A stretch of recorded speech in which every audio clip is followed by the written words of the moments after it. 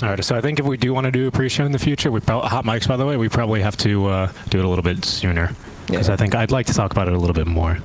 Yeah, me too. I feel like we didn't get to talk about RPG. I feel like there's actually... I wasn't expecting us to have so much to say about teams, but I guess... No, I mean, hey, you and I, we can.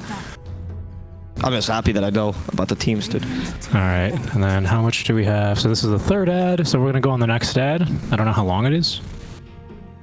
Okay, it's 30 seconds from now. Not confusing. Yeah, okay. HellRaisers is the team with Lil and Resolution. Yeah, we watched him 2-1 VP Prodigy, by the way, in case you forgot about that. I didn't remember. And then IPG. Oh, you're right. Never mind. Oh, no, sorry. IPG lost against Windstrike. That was it. Yeah, 2-1 against Windstrike. Okay, 10 seconds. We're gonna come back to this screen. Ready? 3, 2, 1. So, thank you guys for bearing through those ads as we get ready for the match to begin. It's going to happen any second. Imperial, Pro Gaming, and HellRaisers just getting warmed up for this great matchup. I'm excited. I think the draft is really where IPG can shine. I think the newer teams with the right creative ideas can always surprise the older teams. I mean, when they were playing against Windstrike, they did a really good job, particularly because of this creativity. And yeah, their play style, right? Their mechanics are really solid as individual players. I mean, you're still missing the consistency you get from veterans, but that's just going to happen with time. That is true, and we do have quite a few veterans here on the side of HellRaisers, don't we? Lil, specifically, yes. Vanscore, Rezo. I mean, really, yeah. Even their stand-in Young G has been playing for a fair amount of time now already, so it's hard to say that there's a single person on HellRaiser that doesn't have the competitive experience, whereas IPG is much more of the mostly newer-ish players. It's new blood. It's new blood on the scene. They do have like I think most of them have like around 2.5 years of like solid competitive experience. It's not like they're completely new to the scene. And nobody in CIS is really young anymore. But this is what happens, no? Well, I mean, and I do want to actually take shout out to the position 4 player for IPG, who's really, really impressive, Ladan. I think we both were really admiring his play style here, and I'm his excited. Clockwork is insane. Yeah, and who knows here as we're getting just underway with our draft here, guys. So we're about to go ahead and pull in, all right, and get to our draft. Just swerve right into it. There we go. Okay. All right, there we go. There's our draft, ladies and gentlemen. Game number 1 in our best of 3 series here. It's going to be the second match here for both of these two teams. HellRaisers did get the 2-1 victory over IPG. No, sorry, make that over VPP. Over VPP, thank you. And then IPG lost 2-1 over against Windstrike. So IPG is looking definitely to recover those points. In this league format, it does kind of suck that, especially early, if you're playing against one of the better teams and you lose, right? If you play against one of the worst teams in an upset and you lose against that, then it becomes very difficult for you to recover. In the case of IPG, I think that Windstrike is probably not, I guess they're middle of the pack, both of them, most of the time. They're not really determined. But if they manage to get a win against HellRaisers, that'd be a huge saving grace for IPG, and HellRaisers would be in the pickle. Yeah, they would. I think I saw something where it's like if you lose more than 2 matches, I don't believe you really have a chance at the major. That's for the upper division, of course, because no one can qualify directly to the major out from the lower division. Yeah. But it's kind of the same sort of deal. Yes, because you want to get relegated into that upper league. I don't know if it's relegated. I've only heard relegated in terms of getting demoted. I think it's, yeah, you're right. I think it's upgraded. I think it's upgraded or promoted, probably. Yeah. So, yeah, of course, so you can really only lose two series if you want to safely secure yourself a promotion into the upper division, right? So much more money at play. There are direct invites there if you place top 2 in the season to, not TI, unfortunately, but to the majors, which, of course, have quite a big purse and get you the prestige of playing at a major, a LAN. I think everyone really looking forward to this first major. Still not too much information about it quite yet, but soon we are going to be able to slowly whittle down the best of the best here, of course, in the upper division. And, well, this is the division where you get to see the cream rise to the top, right, and start to get whittle it down. So I'm really, really excited for and particularly these two teams. Interesting to note that there have been, I believe there's a couple of teams that have yet to play, or is this going to be now the second group stage play day here? I believe this is now, I mean, I gotta check if every single team has already played. Okay, that makes sense. Yeah, every single team has already played at least once, and this will be the second game for both two teams. Yeah, I guess so. They follow the proper round robin format. Yeah. Each team has to play once, then each team plays twice, etc., etc. Eventually, all play against each other. I mean, for IPG, they pretty much waited close to a week between the first and second. Ah, that's right. Wow, it's been a week, huh? Almost, more or less. Holy moly! Yeah, it's kind of crazy that there's so much downtime between the games for the team. Well, there is, but as a spectator and a fan of Dota, there's no downtime at all because you tune into whatever time you're awake. I mean, you and I we're awake at any times, and we can see basically professional Dota at any time of the day. I mean, you're casting half of it in Spanish. I'm casting 4 regions, so like to me, it's not so much of I can be awake at any time and catch Dota. It's more like I have to be awake at every time and catch all the Dota. And me, by proxy, I hear it. Yeah, Richie has become much more knowledgeable about most of the scenes. It's true. It's true. I know who's standing in because of how he TLs in team fights. I go, oh, that's weird. I didn't know they were. Oh, he's standing in. It filters into his dreams sometimes. It really does. Speaking of filtering into your dreams, there's going to be no Bane pick here, but we do have ourselves the Earth Spirit going against the Grimstroke. So that's probably going to be the position 5, but the two brothers going head-to-head yet again. It's going to be Ladon on the Earth Spirit position 4. I'm personally very, very excited to see how he plays this one out. Because like I said, he's got really good, and both of these teams really, but Ladon especially, he's got really, like, he just knows how to lock down in these fights, right? Yeah, Ladon is a really good target acquisition. I would say that's one of his best assets, which is why Clockwork was so solid. His positioning is really good as well. His reaction time is incredible. I mean, everything about Ladon has been solid. I've been very happy with this player. As a big fan of the Kyrgyzstan scene in Dota, genuinely, ever since I've watched No Lifers, I'm happy to see more Kyrgyzstan new blood, because I feel like there's a fair amount of Dota enthusiasts there. They just need the extra push to actually make it into competitive. And Imperial Pro Game actually has 2 of these, so it's very nice to see. Yeah, and I think that is going to be a benefit of the league system, is that naturally it's going to breed more competition here. So I think that's going to be a big benefit. Yeah. But at second phase of bans now, let's remark a little bit about the draft, as we're starting to get a little bit more developed here. Morph Invoker being banned up inside of IPG with Beastmaster Darks here, and probably one more offlaner if I had to guess. The Timbersaw is actually still in the pool. That's been quite a popular ban.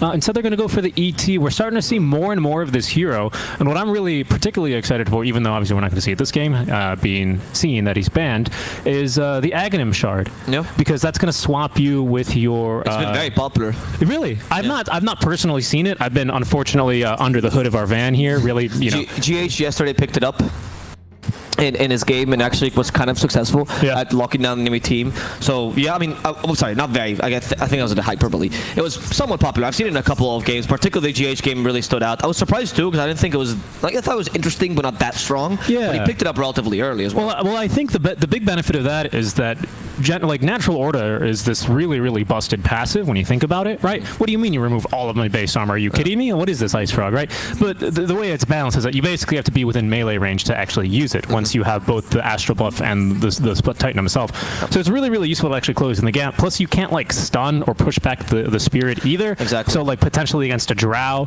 against a TB, right? Yep. You might really be able to make that work. At least zone them away much more effectively, which is going to be really, really efficient, because of course you can't do anything against the Spirit. It's just there, and you have vision. And especially, as you say, because it's the minus armor is linked to the actual hero itself, is very important to get those team fights. Though GH also even used that as an escape mechanism. It was pretty impressive. Yeah, of course. That makes sense. That makes sense.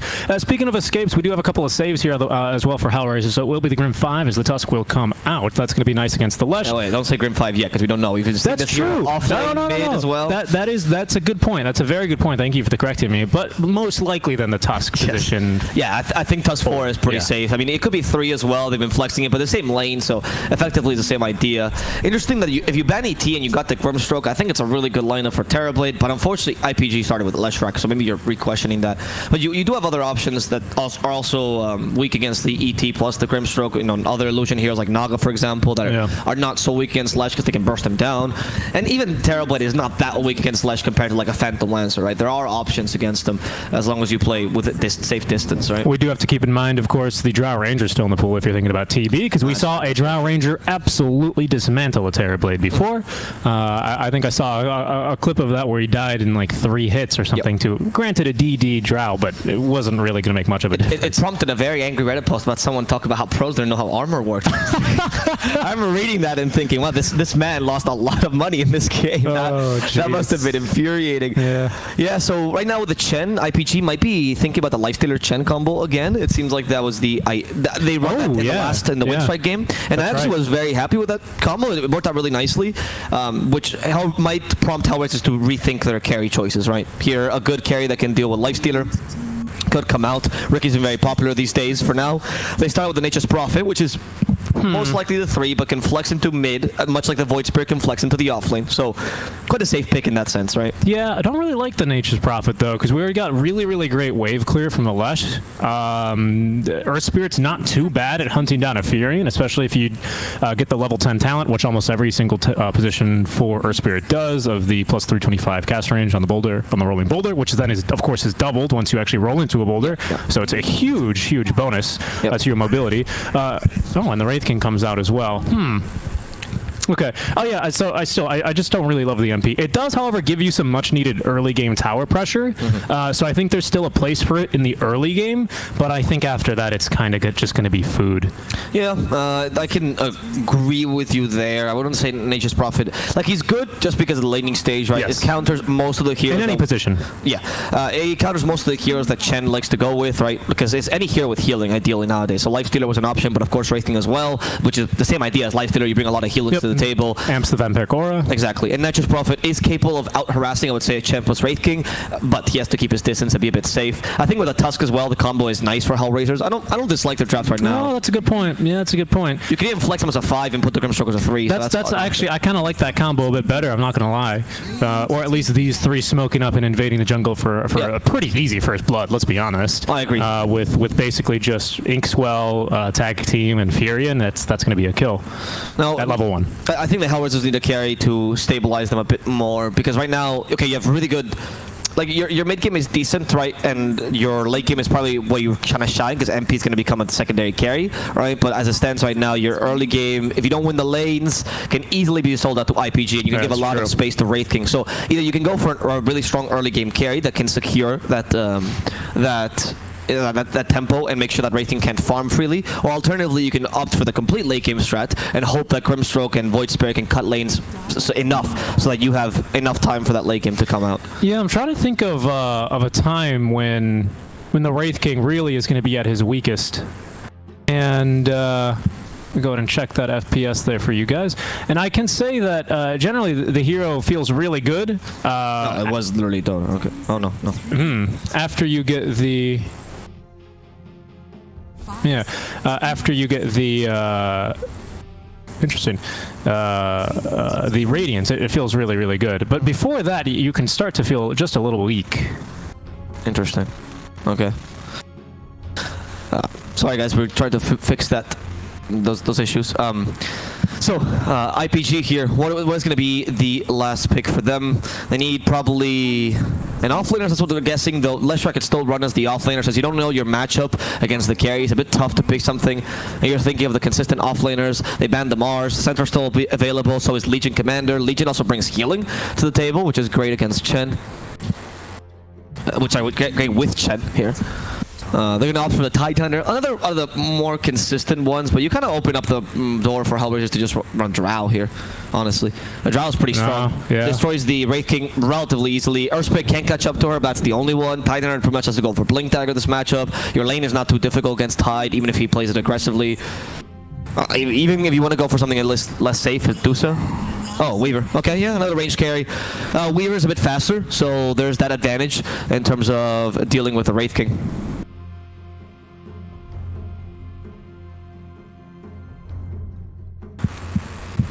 So the Weaver pick is gonna help HellRaisers in the early mid game. Also gives it a bit of pushing power, because Weaver's not a bad hero in that sense. Combines nicely with the MP, works nicely with Tusker as well. In general, I find that HellRaisers has a solid early to mid game draft. Their late game might not be as strong anymore. With 2 carries, it's fine, but you're lacking the team fight that IPG is bringing to the table. So maybe IPG is just looking better here. And it's just going to be a game where IPG is going to try to play around the mid game, play around the Radiance typing on Wraith King, whereas HellRaisers will try to dominate the lanes fast enough to make sure that can't happen, and ideally close the game soon enough so that the Wraith King never comes online. They do have ways to deal with Wraith King, though. We have seen Weavers go for Diffusal Blade before. That's a great way to deal with him pre-20 before he buys his Shard. Then Nature's Prophet can go for other damage as well, which helps mitigate the lack of DPS that Weaver usually brings to the table. Or doesn't bring to the table. Yeah, it doesn't bring to the table, exactly. Yeah. No.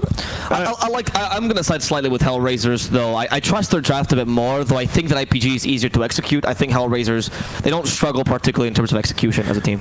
Yeah, normally I would actually completely agree with you here, but I think the Earth Spirit is naturally a really, really strong counter here to the Weaver, and I think we're going to see that play out here as Ladon is going to be able to really, as you call it, land the yo-yo of death combo, probably get an early, maybe 2 points in the silence, not by level 5, maybe just 1 point in the silence at level 5, because you're going to expect the slave later naturally to be able to out farm you in terms of experience, I suppose, would be the best way to say that. So apparently, guys, sorry about that, but there were some FPS issues in the draft, but it seems like it's kind of fine right now. If you guys have been watching all the other regions, you'll know that there have been a lot of server issues recently. So if you guys do see some lag, it could very well just be the server. If you guys caught the Infamous Thunder Predator match, I don't know if you saw that, but they had to play pretty much PowerPoint for the first, well, actually for the first game entirely. They were just playing on Microsoft PowerPoint, which was pretty terrible for them. They even made a post about it. And if this happens to us, hopefully, you know, the players don't feel it. Yep. So we'll try and take a look at it here. Ooh.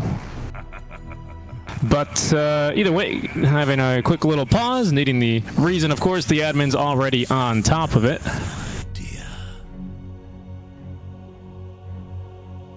Interesting. It didn't always used to say this. No, this changed recently. You can tell that the tips are not there anymore. Oh. We actually realized this when I was casting, particularly Infamous Thunder Predator, because I was like, oh. Actually, Choco was realizing that there were no tips anymore, and that it says player has paused the game. I wonder what happens if the admin pauses the game. Does it say admin has paused the game? Oh, interesting. Does it make this seem more professional?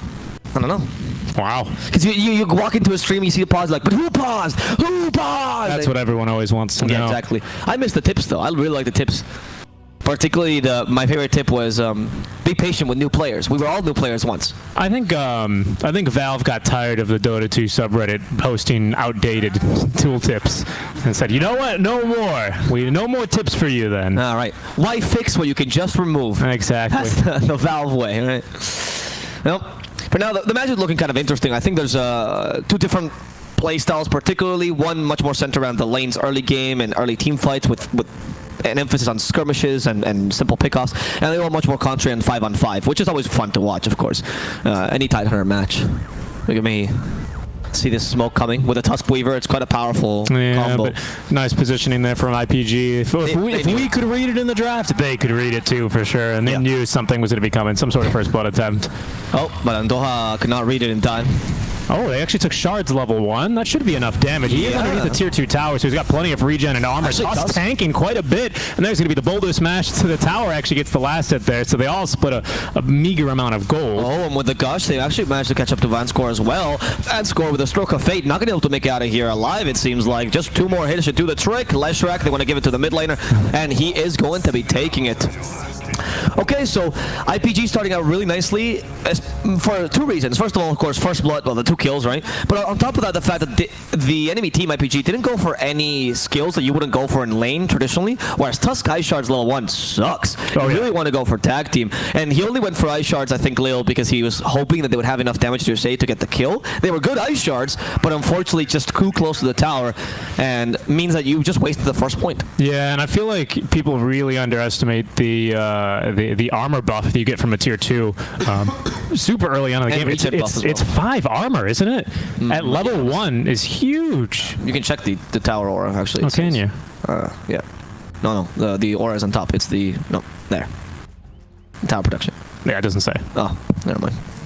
I do believe it's 5 though. I want to say I always confuse the region values on the. I think it's 3 underneath the tier 1 and 5 underneath I don't know. I always confuse it with the regen as well. But either way, it's a good amount of regen and extra life you have that Rari could be using. It's only actually 1.0 extra regen per second here underneath the tier 1 tower. So not too useful, but it always is worth trading. Extra. Yeah. I mean, it's the same thing as having like essentially 2 rings of regen. A bit worse than that, but you know, if people love that, right, with the tower healing, I think it's fair to say that it's kind of useful, especially against physical lineups. And you see here they're taking advantage of the Tusk versus and Weaver combo by running them together, but Tusk has no tag team just yet, which makes it kind of weak for the Weaver. Urzel's going to be forced out of the lane here relatively early. as our Chen is trying to find his home. He's going to be going down in the bottom lane for now, as they still actually have a tri-lane going versus Rari, so this Chen needs to get here quick. He is going to be TPing in. Will that be fast enough, though? The ice shards are good out from Lil. Unfortunately, though, that lack of tag team here really is killing them, and it's not killing the Wraith King. That feels awful. Second attempt at those ice shards. Well, nice. There it is. Never mind, Van score. It's like, hold my beer. I know we couldn't kill him just yet, but just because we don't have a tag team doesn't mean we can't just win. So that's going to be a really good play there by Vanscore, ensuring that they can put up the aggression they were hoping for in the game. And I wonder if they're going to keep this tri-lane, because the longer they keep this tri-lane, the longer it's going to take Tusk to get the tag team, right? So he just gets some solo experience somewhere. Oh, he's got it now, right? Or dual experience. Okay, he's got the level 1. Level 2 is usually or level 2 tag team, rather, is usually the point of inflection for a Tuscan lane, because that deals double the damage of tag team level 1. That's and with true. Weaver. That's true, but you got to remember the Sakuchi makes it a little bit more efficient, right? So there's a little bit more kill potential early on. Yeah, that's true. The Geminate attack, not the Sakuchi. Yeah, the Gemini attack is fantastic, but Gemini attack level 1 is also pretty bad. The cooldown has been greatly increased. It is. But with 3 heroes, right, tag team is just one of the best abilities in the game. That's why Tusk is so fit for this tri-lane.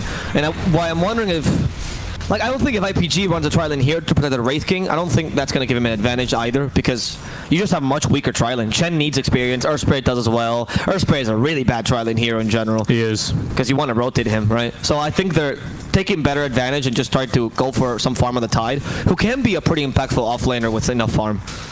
Yeah, he's going to be going for the Soul Ring here, and he's going to be more or less able to shrug off a lot of attacks out from Rezo, especially he can get within Anchor Smash range. I mean, honestly, if Rezo's ever in Anchor Smash range, he's just going to probably get killed. Yep. So he's going to do well to stay out of that range anyway. But no, I completely agree with you. He is going to be able to get probably really fast level 6 here as well. It does make Ladon's Earth Spirit here. Oh, as they go right underneath the tier 1 tower, only for a little bit though, as there's plenty of treants here to block. But yeah, it does make the Earth Spirit feel a little bit weak. This hero shines when he's able to gank lanes and able to fight and skirmish more in duo lanes. Not really tri-lanes, because he really does need that experience, like you said. Yeah, and that's why he's so good with heroes like Timbersaw or Tide, who can stay alone in the lane for a fair amount of time, and you can rotate. He's rotating now for the 4-minute rune. And there's one of the things that tri-lanes sometimes stop you from doing, which is taking the 4-minute rune rotation, because you want to take advantage of your tri-lane. The whole point is putting the aggression with a tri-lane, and this means you won't have the advantage mid. Young G going aggressively against Ascold.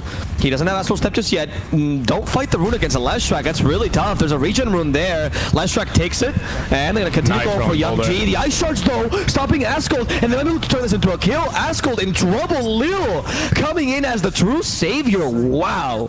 That was on point. What an Ice Shard. Yeah, level 1 Ice Shards are pretty darn good here. They didn't have to rotate both supports over, so we're going to be able to reestablish lane. It's a Weaver, though, so... It is, but we're going to be able to reestablish lane equilibrium here. You see there's no one to interrupt the pull this time, yep. So it's going to make the Wraith King's lane just a little bit easier. So you can see IPG making the best out of what is ultimately a poor situation, as Ascold does end up taking a dive. Our Earth Spirit here ready. Oh, go ahead. I just want to point out that, a very clever thing that I think HellRaisers did. They actually waited for Wraith King to summon his skeletons to try to farm, which pushed the lane naturally. So even though they do manage to get the pull off right now, right, you had the lane equilibrium in favor of the Weaver, and they couldn't get a double pull in time either, as you can tell. So now, yeah, ideally this was a pull to farm, but now you can interrupt the double pull, and now you go for Antoha, which is going to die in a matter of seconds thanks to the tag team Inkswell combo. Actually, very good timing by HellRaisers, honestly. That was nice, because they don't lose that much of a lane equilibrium, and they continue to put pressure with the tri-lane. Yeah, I mean, they're still suffering here a little bit in terms of the levels, but for now, as long as they're able to create space, especially for Weaver, who is getting, I mean, he's leading in terms of farm, but number 2 is going to be the Tide Hunter, so keep your eye on that, as Rari is in a bit of trouble here. Another tag team here doing quite a number, as the Inkswell to dive the tier 1 tower might be even used to go on Doha here as well, as Kuman's going to make the call. There they go with the Sakuchi, plenty of damage, a little tank in the tower. They're going to go ahead and re-aggro on over to Kuman, and they're going to be A-okay. Yeah, again, this tri-lane is working wonders for them. I think it's a good usage of the Weaver. Weaver used to be a actually really weak tri-lane hero. She was much better, or he's much better, sorry, for the dual lanes, because you need the experience for Weaver. But now with a Tusk and Grimstroke combo, that's too strong a support combo to scoff at, and they're taking a huge advantage of this early game aggression. Resolution is struggling in the top lane compared to the Tide, which is not great for them. But playing with a Tide early is not that easy, because you're more of a counter initiator in the first 20 minutes of the game than an initiator. which means that you can't really play with him as a space creator. That's true, but we are seeing how aggressively HellRaisers are playing, especially in this bottom lane, right? Yes. We already have Ravage, of course, not the mana to use it, but with a Soul Ring already, it's basically just a matter of having the Soul Ring at the ready. And a quick TP into the bottom lane when they're diving as 3 heroes could really upend that bot lane as well. So, I mean, you know, there's something to be said for being able to counter-initiate against a lineup that really wants to dive you. I mean, Tusk, Void Spirit, Nature's Prophet, Weaver, right? They're all in here. Yeah, it's very true, actually.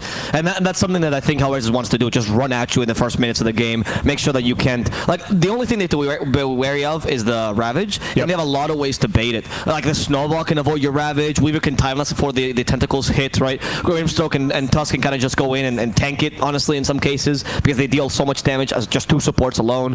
They have a lot of options to deal with that, which is why I don't think that IPG is that happy with only Tide getting through. Yep. I would also counter with the point that eventually when this Chen does get level 6 and eventually the mechanism on top of that, that's going to make diving a little bit harder to calculate, because you're always going to have that burst healing, especially globally. So it's going to be high priority as Rari likely dead yet again. There's going to be the rolling further in. Nice Firefighter Earth Spirit there kicking his mate to safety as Asgold now will go ahead and rotate over. We do have the Void Spirit as well TPing on in with the Astral Steps at the ready there. The Snowball going in aggressively as Lil is going to turn his ass right around, and instead they're going to find the Earth Spirit. Wow. It's the most Eastern European fight I've seen. You know, you 5 heroes spot you go down, you go in, you go out, you go in. You're not really sure. It's like, guys, we can beat them, but and that doubt ends up netting them a nice kill. Good play, though, by the Earth Spirit. I think much more worth him dying than, of course, the Wraith King. 100%. But the rotation by Asgold ends up being wasted. And this Leshrac wanted to... It just sucks for a Leshrac to rotate bottom, because ideally you want to take towers top. So, you know, use your Devolk for either take the safe lane tier 1 tower or the mid lane tier 1 tower. And when you go bottom and you fail a kill on top of that, it's a bunch of wasted time that you could be just using to take objectives. Now with this pause. Headphones. I love it. Now Sneaky troubles and they're like headphones. Now we know what the headphones is in Russian. Now we know. Now Sneaky. Welcome to the stream. I'm getting to learn things. I always thought that road trips were educational ideas, right? You gotta learn about a different culture, get to have fun. What more do you want? To get to watch some Dota? You learn the bounds of your insanity. The limits of how close you can spend with someone in close proximity to you, especially if your entire family's in the car. No, that's why I would never take a road trip with my family. Oh, my family, the close bounds is maybe a day. With my friends is 10. I'll tell you what, when you suggested this idea, I kind of shuddered at the thought, because we used to drive to Mexico from Chicago, which is about a 2-week drive. What do you mean, a 2-week drive? Well, there and back, right? Oh my goodness. Yeah. To a European, that's unfathomable. It's you know. In 2 weeks, you know how many countries I get through in Europe? You know how many countries I can visit in 2 weeks of car drive? Oh my goodness. It was a whole How thing. big is, wow. It's very large. That is incredible. It's very large. Yeah, but speaking of very large, our Tide Hunter getting nice and fat up here in this top lane. 58 last hits to his name. Just taking a peek at net worth. I think it's a little bit too early to switch as of this point. Leshrac is doing well, though. He is, actually, and that's kind of interesting to note. It's the Earth Spirit. I mean, he has a good matchup against Void, and then the Earth Spirit helps out, which might give him a bit more leeway. But mind you, even though we see that he's topping the charts, it's only 400 gold above the Void Spirit. It's not really that much. It's a very infinitesimal difference, and it's really about what can the Leshrac do in this early mid-game, more than going to try to push objectives. Because if you make the map small for HellRaisers, their strategy of running at you is going to be really difficult. Because the running at you strategy, however dumb this sounds, needs vision, of course. They need to know that they're playing in a safe way, so they're not just running high ground into a Ravage. Yeah. And if you lose that map control, then you can't really use it. I'm just taking a quick peek at the levels. This is how you know when a tri-line's really working out, when you're still ahead of both supports who have been duo laning for the most part of this game, right? I mean, at least the Chen for sure. Like the Earth Spirit maybe because he was rotating a bit, but the Chen, ooh, that is a good success because he was against you directly as well. Well played. What level is the Wraith King again? It should be level 5. Okay, so he's the same level as the Weaver. That's actually perfect for the tri-lane, right? Because Wraith King was given much more solo experience than the Weaver was. Okay, well played, honestly. HellRaisers happy with their early game movement. I think they're taking advantage of this draft as much as they could, right? They're playing accordingly. Yeah, I mean, they've really stopped Wraith King from farming. He's already into the jungle. Yep. Minute 7, minute 8, doesn't even have the upgraded boots yet. IPG, though, they're making some moves in the top lane, planting a very deep ward, as they're going to be looking to defend this mid-tier 1 tower. We got the Ravage at the ready. Supernova doesn't actually have the Soul Ring, though, so just baiting, as they will actually end up getting a kill here. Onto Rezo, right underneath that tier 2 tower they go. Honestly, I think that's a really good play by IPG. Again, playing the anti-space, right, when they go into the part of the map that you don't expect them to be, which is right now the enemy jungle. If you don't take the tier 1, it's rare to go that far in fact, because you can get punished, much like Lil's trying to do right now. And let's see if he can hit the eye shards. Oh, Lil, his team is not nearby, but pretend like they are. Magnetic grip at level 3. That's even a 1 level earlier than I thought it'd be. Oh, did he take it level 3? Yeah. They didn't take it level 4. Sorry, I think, yeah, he must have probably taken it level 3. Yeah, I mean, you want the silence against the Weaver. It's too valuable. It's the only, I would say, instant skill you really have. Instant-ish. A Doha in the bottom lane, not going to die. But this is the advantage, right? MP rotates to the tower that you want to take. So like, oh sure, you want to leave? No problem, I'll just take your tower instead. And Tusk goes up top to sap experience, but also to defend against this push that the enemy offlaner will try to do. Actually clever, and the snowball stops a lot of the Diabolic Edict, of course, so you're not really that vulnerable to the Leshrac. You can still TP with Grimstroke. Ascold's coming in because they want to trade towers. Well played by HellRaisers. They're playing the space of the map much more effectively, and it feels like the Leshrac is non-existent right now. Yep, I mean, the Weaver's still in lane. He's pushing down your tier 1 tower. He's actually about to get it. Wraith King has been in the jungle now for 2 full minutes. Yep. Does have his boots, and now level 6. Go top, because they're trying to take the tower as well. There we go. Yep, they took the tower, but here comes Young G to defend as well, so they get a counter kill against Ascald, and Ladon is also in trouble. Not much you can do against a Tusk and a Void Spirit. Too slow, and they're going to finish him off. Level 2 Boulder Smash, meaning Rolling Boulder has a 16-second cooldown. Yep. Yeah, which is ridiculous, right? You go in and you accept that this is the team fight I'm staying in forever, right? There's not much more to it. Yeah, it's very much a one-way trip here rather than actually just mobility at level 1. But of course, you do need the damage on the Boulder Smash to have any realistic impact here. Just taking a look at how far our supports are from level 6. We still have Antoha down to level 4. It looks like Earth Spirit has consumed the Tome of Knowledge by the looks of it, because there's no experience to be gained in standing in the fountain other than the Tome of Knowledge. And so there's going to be no Tome yet for our Chen. 2 levels behind even now the Grimstroke and the Tusk. Yeah, the Tidehunter's trying to mitigate some of the issues that Wraith King brings to your draft in the early game, which is that he's too passive, right? And you can't really do much with him. And so he's trying to push mid and put as much pressure as he can. Look how tanky he's playing. Honestly, Supernova is like he's playing a Timbersaw right now. He knows that he can't really be killed easily. He needs to put pressure to make sure that he can still get space. Because that trade for the tier 1s ended up being pretty bad for IPG. Because you traded tier 1s, but you also lost 2 heroes, particularly your space creator, that being Leshrac. Yeah. Yeah, it would be... Okay, well, he is actually pretty darn close to the Yule Scepter at the very least, so there's something to be said for the progress in the space they're getting as they are fighting mid lane there. They've managed to lock down Silence and kill. Oh, it turns out you're not an actual Timbersaw, right? That's the problem. You might play like that, and it's what you need to do, but it's still going to be difficult. Ascol the target. Now they go for the double Silence as well into Ascol and the Earth Spirit. He can't run away because the Earth Spirit's been slowed. That Soulbind so effective as now they catch up to Ascol, and they're going to finish him off as well. HellRaisers taking 2 nice kills on top of the Tidehunter, and this also allows them to take the mid-tier 1 tower. So the team without the Leshrac is actually putting much more push, making the Leshrac not look as strong a pick in the mid lane. And again, this is the benefit of the Furion, right? Naturally, he brings you a lot more tower push. Your bot wherever lane, you are. Yep, your bot lane went fantastic. You managed to get a very crucial kill on the Leshrac, delaying his Yule Scepter timing, but just enough for you to continue applying map pressure. Yep. And you figure out that, oh, this isn't a Timbersaw. We can actually kill him. You kill him, and then there goes the person actively defending the tower. Exactly. Right? And Supernova, I understand why he was playing so aggressive. By doing that, it gave an opportunity. That's why I used the word active. He's actively defending the tower. And that's why it gave HellRaisers the opportunity. They took it, and they're playing the spaces really well. They understand the strengths of their draft right now, and they're playing according to it. Vanscore does get the stun off, but I think he could still be in trouble. Kuman's like, nah, dude, I'm farming. I'm farming. Don't. Yeah, Vanscore's going to die alone to Ascol, giving him a dominating streak. Not ideal, but, you know, at least Weaver got his farm, right? So it's fine. He's getting his farm, absolutely. He's currently leading here in terms of net worth as well. He can be quite happy. The Maelstrom finished up, going next to the Dragonlance into the BKB. We shouldn't have the Relic yet. We're halfway there, though, so halfway towards the Relic. Wraith King, more like Jungle King, it seems, these days, to be honest. That guy's in Team Brazil. You mean King Jungles. You're confusing him. Ha, ha, ha. Come on. Very good. Very good. Thank you. Accept me. Wraith King, how far is he from the Radiance right now? Well, I just said he's about halfway towards the relic. Halfway towards. So he's still recovering decently. I was concentrating my pawn. I'm sorry. As best as he could. Don't worry, I've been there too. He's doing as best as he can. Oh wait, did he just get a? Oh, interesting. Do you see his build? He actually went for the Gloves of Haste. Ah, that's. Well, I'll talk about that's that an old one. The Tidehunter in trouble. Dissimulate. There's the Rolling Boulder as well coming in, trying to counter initiate with the Ravaged Tide, showcasing why he might not be as tanky, but he's certainly a strong counter initiator regardless. And they might have messed up here.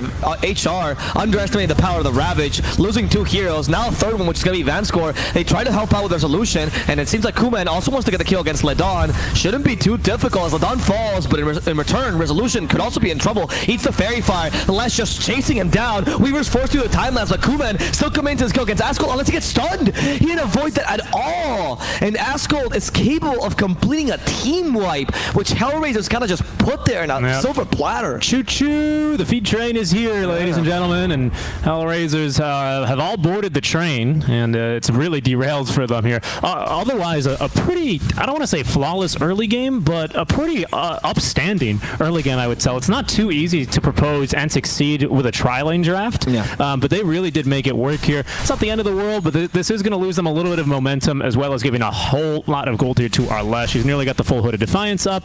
Tidehunter as well has now the Blink Dagger coming to him, so he's going to be able to show that one off in 80 seconds with another Ravage when that's available. We do, however, have the Yule Scepter for Void Spirit, so a nice source of initiation for HellRaisers. Again, it's not all over for them, and they're going to go ahead and smoke up and show us why. Of course, but this initiation kind of justifies the play the Tidehunter was making earlier, right? Where you see, if they'd mess up in the timing, he could just counter initiate with Ravage very effectively. They go into the image triangle. This could be a bit dangerous because only 3 of them.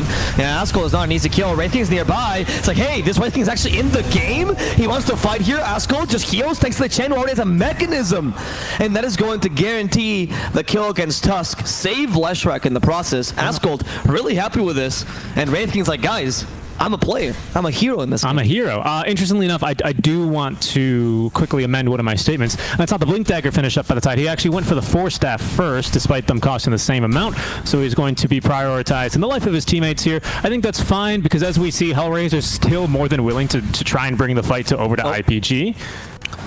Yeah, but now they're recovering nicely, honestly. And if this goes, like, if HellRaisers loses the Temple this game, it's a huge deal for them. Because it is, yeah. They really don't have the team fight to make up for a lack of vision, like I mentioned earlier, or a lack of initiation. If it's the enemy team who's initiating on you, if Tide has the items to be able to initiate easily, your team is not going to be able to respond accordingly. Yeah, I think for now, the reason why we see a Force Staff, generally a more defensive item, right, than the Blink Dagger, is because we have a Chen, right?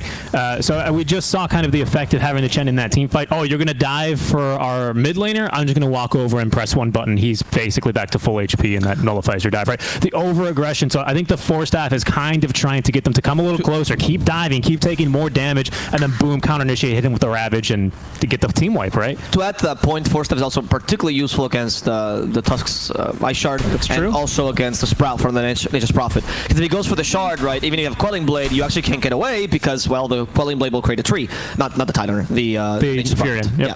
But if you have Force Staff, that's not really a problem. Like, you still create the trees and you break through them, but you'll be able to outrun them and not get body blocked. So, yeah, that's I think the Force Staff is definitely the right choice this game. I like, again, IPG, they are, every game I've seen them, they think a bit outside the box enough so that they build are not completely orthodox, because they know that the build has to adapt to the game after all.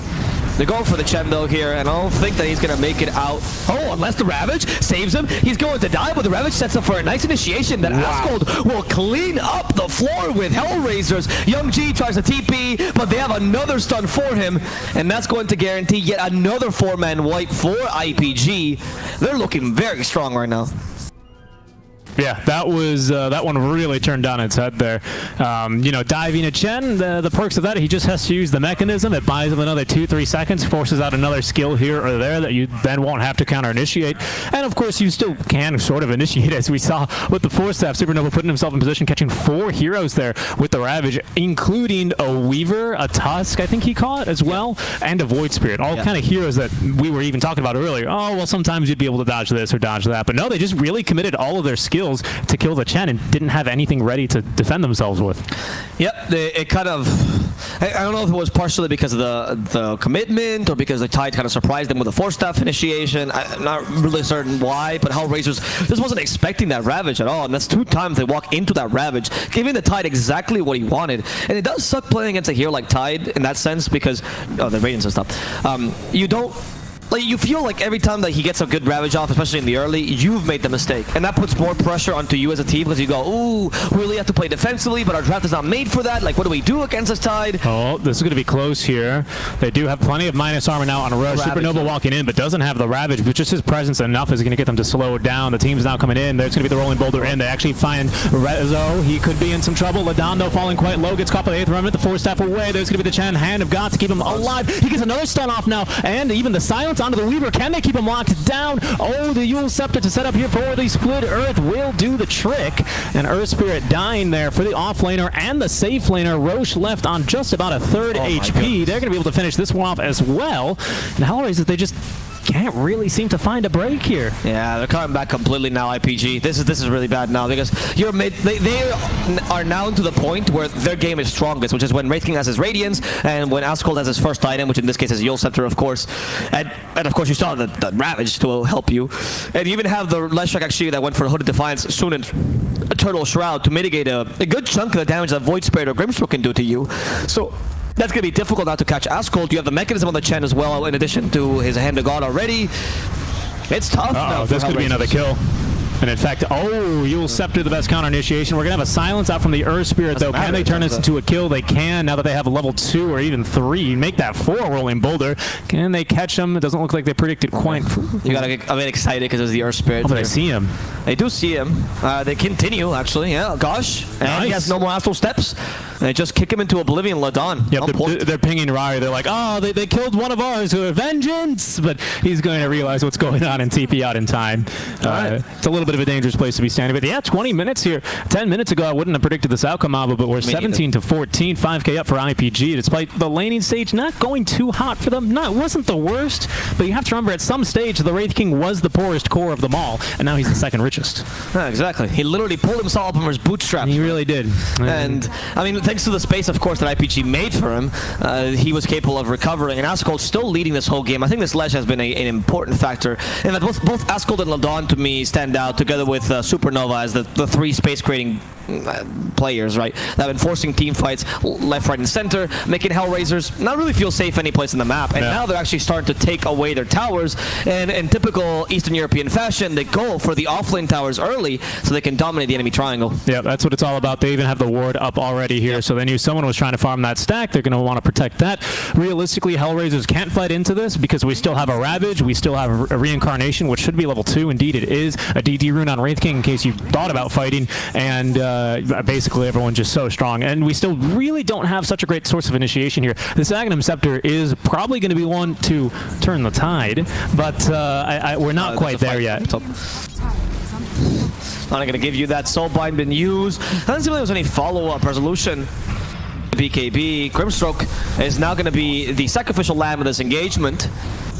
As in the mid lane, they are going for the Wraith King. They Yule Scepter him up, and they catch him with the Ether Remnant. Rari in trouble. Hand of God used to help him a bit more. Just enough so that the Reincarnation can actually be used for a counter initiation as they get a single crit, and Tusk ceases to exist. Yeah, I mean, 2 minutes here without the Reincarnation isn't bad for sure, but unfortunately, we still actually have Aegis for 2 more minutes. So that does put IPG in a bit of a difficult situation. Not for these 20 seconds. Obviously, they're going to want to push this while there's 2 supports dead. But after this, they might actually choose to back off. That's why HellRaisers popped the Fortify and why IPG do decide to back up, because it's a little bit risky here taking the fight. Yes, you have Aegis on 1, but really, without that second life, Wraith King doesn't have as much of a presence in these team fights. He's not able to really tank that first salvo and then allow the Lesh to just run in and get off his combo. It's not that easy. So probably tier 2 and then maybe back here is going to be the call. And this is the type of patience I think I really enjoy seeing, especially in the lower division of the CIS region. They don't really push their luck here, especially with Aegis. They know that they had a tough early game and they still can't throw this one away. So they're just going to try and put this one in the back of their pocket and take it home with them here. And Doha here is playing excellent, though. A great game on the chat. He's got the mechanism up and running. Hand of God, good to go. Already up to level 2. Supernova's about to have that 3rd point now in the Ravage, which is, you know, going to make it a little bit longer of a stun. Some more damage, but not really do too much to the cooldown. Veil Discord build here on the Earth Spirit. He's going to be going back for the BKB. I really actually like this item on the Earth Spirit, especially as aggressively as he's playing right now, because it's going to completely allow him to ignore his older brother. In fact, all the spirits kind of hard countered by the BKBs is generally how they work. Yep. And this is going to allow him to then really focus on jumping onto the Weaver, who you can see is not really even bothering to build the Lincolns this game, because what's the point? You're going to get silenced no matter what from the Earth Spirit. There's not really much you can do about that except to BKB. And there's not much use for Lincolns this game in general, right? Yep. The Weaver needs to play fast anyway. But the problem with this is that you're trying to play Weaver in a really fast lineup, but now that you've lost a tempo, that's just not really that possible. And it feels like what HellRaisers is trying to do right now is constantly force skirmishes where they have a numbers advantage, which is why they're constantly separating the map, but trying to take advantage of the resources and try to get simple kills. But the enemy team is just not letting them do this. You know, they're constantly together. They have a lot of mobility. They catch. That's a beautiful rolling border by Ladon, guessing where Young G was going to dissimulate onto. I mean, this man got swindled once by the Magic Cup, so he's like, I'm done. I will learn the way of guessing this dissimulate, and they even kill Vansquire as an extra. He even uses the remnant for that. Wow, that was incredible, though. Accurately predicting that. He even actually landed the follow-up, which is always the most impressive part about the Earth Spirits. The follow-up rolling boulder smash, not only, of course, to do the damage on the Void Spirit, but he also caught the Weaver, which makes Weavers, obviously, he takes a fair chunk of damage, but then he's like, well, I don't really want to run in anymore because I'm slow, so I guess I just have to let you die. Sorry, bud. Yeah, exactly. And that's a really well-played matchup against by IPG. Now they can push the high ground. Honestly, they have really good high ground push right now. Leshrac and, of course, Solar Crest on Tide makes it so that this tower shouldn't take too long to fall. I mean, unless the Wraith King is late. I mean, not like it matters too much, right? There's no fortify up. They fortified for the mid-tier 2 tower. Oh, really? It's true. Aegis did get reclaimed a minute ago, but we still have the reincarnation ready to go. He really wants level 3 reincarnation, so he's looking to probably get a kill or two before he dies in the team fights. But they're going to be jumping down to the back lines. They found the Chan, a great counter initiation. They might be able to set up for the kill here on a Young G. Unfortunately not. They're going to turn back in. Where are you going, Ladon? There's going to be the Ravage instead, though, as the Void Spirit will be gone on Rezo. Too fast on the BKB for that one, however, as they are also fighting on the high ground. Kuman ready to run back in. Askel from the low ground landing the stun is Rari just doing the punching. Nicely done. With that, they finish off Rezo. They also get rid of their mid laner here, Young G, and that's 2 of your cores done. Weaver is not really that useful without the help of his other cores. This is 2 lanes of racks. Easily. I mean, they might even be able to do the tier 2 up top in the process. Yeah, it's a bit difficult with the lane push. After that is what I mean. But yeah, that's probably what they're going to be looking for. Really no reason to back up. They've cut the mid wave. Bot lane as well is going to be pushing out, so they might get backdoor to kick in as there's the Tusk Snowball. They avoid the Inkswell as well, thanks to the Yule Scepter. They catch the Weaver with a clumsy net, or sorry, with a net here from the Troll Warlord. And Kuman damage is almost going to die. I didn't mean Troll Warlord, sorry, the Dark Troll Summoner. That was close. Just with a simple 1.5 second route, they almost murdered him. That shows the incredible damage that Rari's bringing to the table, who's, by the way, out-farming the Weaver by a ridiculous amount at this point. Yep, he is. Just wanted to look at buyback there in case it was relevant. But they do save this tier 3 tower quite crucially, because even a second lane of barracks, even if you just get the melee or the ranged barracks, right, which all the pro players do not prefer, you're still going to set yourself up beautifully because you're going to remove so much gold from the enemies. They're just trying to force this BKB. Yep, another BKB used extremely defensively is just got to be super frustrating for Rezo. That's now down to, I believe, a 7 or even 6 second BKB here on the Furion. Yeah, and they've just been super unimpactful. The 7-6 is a big threshold, because that's when you usually go from like, oh, hi, I'm like invulnerable for the whole team fight, to there's a moment where they can punish me rather easily as well. And the NP, I think he's doing the right job, though. I think he's supposed to be cutting lanes and doing the rat Dota and split pushing and everything. But it's difficult because IPG has so much mobility they've shown this game, particularly with Ladon, who's been everywhere. Like I think I've seen him in every single engagement this Earth Spirit. It's incredible.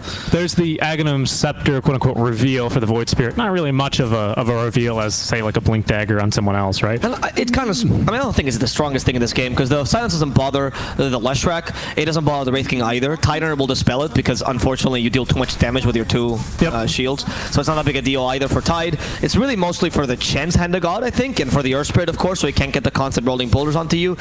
It's okay, but like you said, it's not the team fight you require. You know, your team fight is just really weak this game. It is, yeah. They're going to be trading tier 2 for tier 2 by the looks of it. IPG pushing a 10k net worth lead, perhaps looking to push high ground after. It's going to be the longest Roche possible, to the benefit of the HellRaisers, I would say, because maybe if they can get another item here or there. We still have a 9-second BKB on our Weaver, trying to finish off the Mjolnir, as they will threaten to go high ground, but it is going to be both teams with their Fortify at the ready, or Spirit rotate on in, as well with Asgold, so be careful here, Rezo. Don't want to use that 6-second BKB just to TP out again, and this time he's got the memo. He's running away. Yeah, he has the shard though, as you can see, right? But he doesn't have much use for it because you have a 4-staff on the tide, which is helping here greatly to make sure that Sprout cannot really close anyone in. We saw an enchanted quiver. It's just found by nobody, so who has it? Nobody picked it up. It looks like HellRaisers, perhaps. Probably. Okay, because enchanted quiver, yeah. There it is. If the Wraith King got in that, I think it's GG. Like, genuinely. Wraith King will be able to burst down your Weaver with crit plus the enchanted quiver damage, and you're done. Alright. But luckily it's the MP. Oh, there we go. Well, Ice Frog heard my plea. We'll see if they... Yeah, look, this. Yeah, that's good. It's so good. Crit plus enchanted quiver damage. Weaver's done. I think you might be able to one-shot the Weaver. To it. He's going to get close. Yeah, you just need the Dark Troll Summoner. They're smoking up on the back of this, but so are the HellRaisers. Lil's going to break the smoke along with Supernova, who now has the blink on top of the 4-staff. He's going to go forward for Lil. That'll trigger the snowball as Ladon, trying to find his elder brother, will do so, but they miss time to split Earth, unfortunately. Still gets the silence, though, onto Lil, which prevents the save from coming through. Another rolling boulder to try and find him, but he's already gone. Oh, and Asgold is incapable of getting resolution as well. Oh, now he's chasing after him, though. Oh, I don't know. Split Earth to break the trees. That's a new one. Yeah, it'll do. Until he gets the Wind Waker. Oh, that's not Wind Waker. It's going to be Shiva's Guard instead. Yeah, exactly. Not too excited. I think Shiva's is better here because most of the damage HellRaisers is dealing now is physical. You don't have a pipe on your team, but you have a plenty amount of hoods. Titan has a hood. Left Shark has a hood. I think that's it, but, you know, BKB on Wraith King as well. Yeah. Chen. Channing. Chen as well. I mean, he does have a Glimmer Cape, to be fair, so that's another more. That is, yep, additional 45% magic resist when you get it applied. That makes quite the difference here. Exactly. What is the Wraith King building up now? Is he capable of... Okay, so he went for the Assault Cuirass. Now I'm assuming the BKB. Oh, he doesn't know yet. We'll see. He doesn't know. He's just saving up money. Perhaps for buyback. You never know. Having a third light might make all the difference. Okay. Kind of useful. I think the Assault Cuirass is better this game because you don't really seem to be stopped. Oh, Ladon has BKB finished up, though. I was wondering. I was like, wow. Yep. Okay. He's like, he was listening to us. Like, I'm the only guy that's really affected by the silence, so I guess I'm just going to build BKB. He really is affected by the silence as well. Not only that, the Phantom's Embrace is quite annoying because he does have good agility gain now, but you still have to stop and hit it twice while you're not casting spells, as we are setting up for a fight in the middle lane. Asgold, though, they actually missed time. The Aether Remnant. Something caught it. Must have been one of the creeps. Kuman now looking to run as Rari will TP on in. But HellRaisers, they realize they've missed their opportunity there for a free kill onto the Lesh, and they're going to have to back up and maybe try for Roche instead. I don't know. I think the Russians just go for RPG and just for free. I don't know if you can fight this, honestly. You don't have the team fight. You're fighting into Ravage still, by the way. Ice Shards to get vision. They know they're there, but they can't do anything about it. Oh, at least they closed them in, so I was like, guys, I annoyed them. Biggest impact I've had this game, unfortunately, because they've just been crushed. After those two team fights were the last nail in the coffin, honestly. HellRaisers has not seemed to be able to do anything the rest of the game. Just unfortunately because of the nature of the draft. I don't know if the draft was maybe a bit too difficult or those two mistakes were too egregious. I think it's a combination of both, to be honest. Yeah, I think it is. I don't think the Chen was doing them any favors here because, like I said, I think having this early game hero that provides you so much more healing, it's like the opposite effect. This is something that you brought up that I really liked, is sort of having a crit versus a Morphling, right?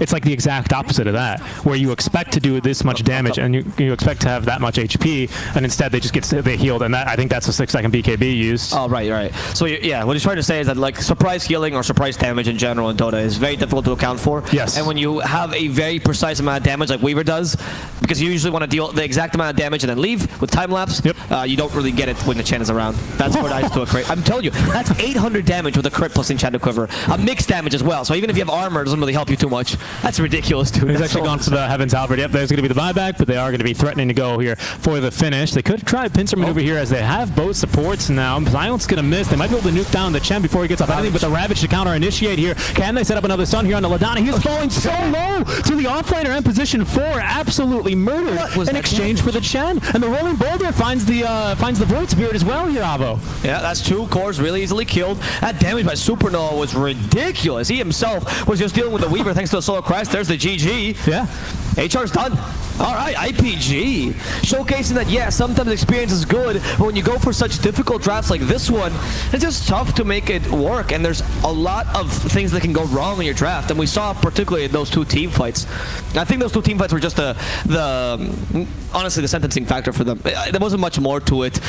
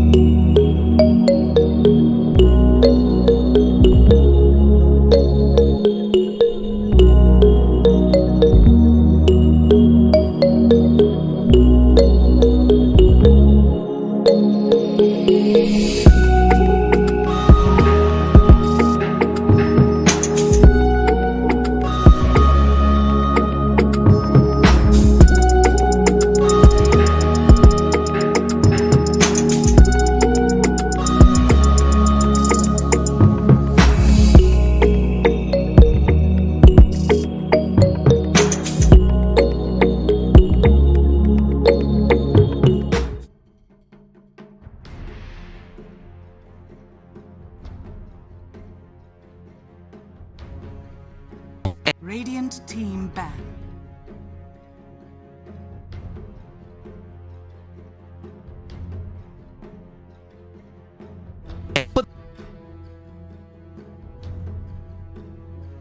Dire team ban.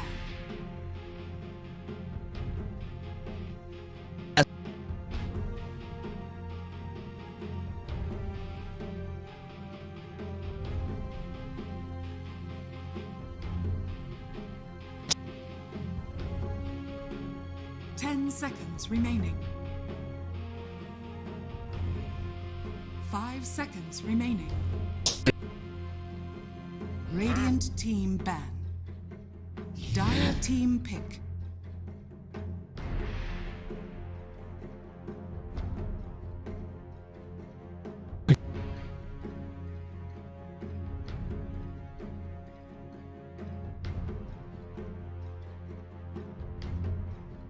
Radiant team pick.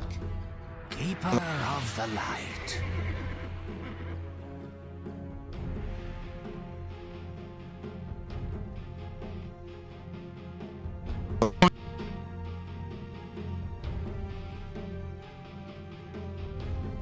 10 seconds remaining.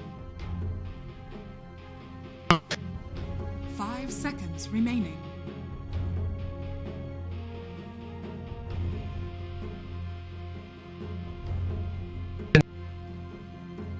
Dire team pick. Earth Spirit.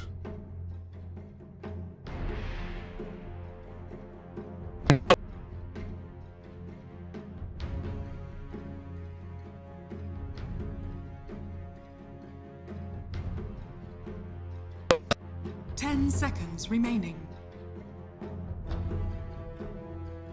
5 seconds remaining.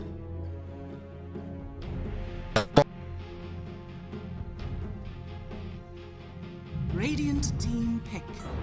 Ember Spirit.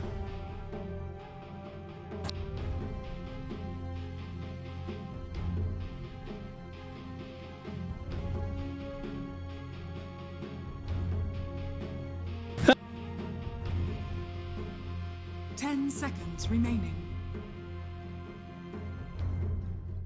5 seconds remaining. Dire team ban. Invoker.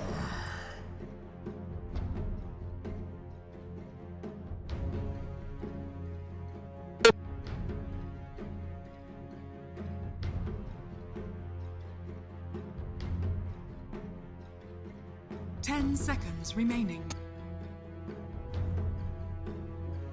5 seconds remaining.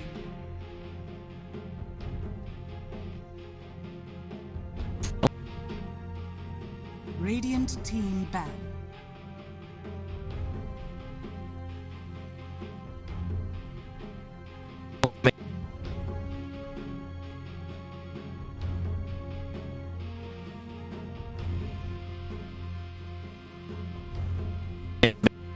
Ten seconds remaining. 5 seconds remaining.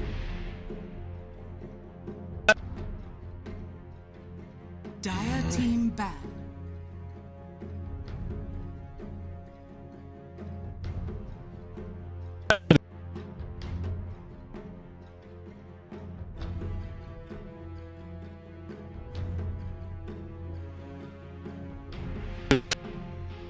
Ten seconds remaining. 5 seconds remaining.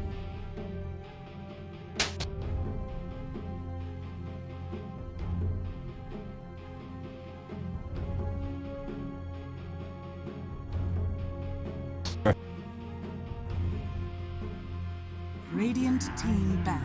Dire team ban.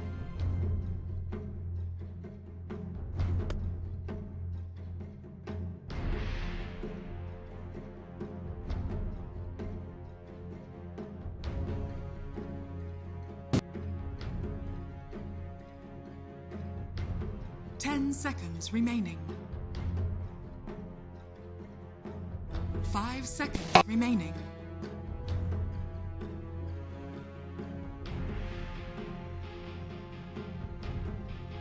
Radiant team back.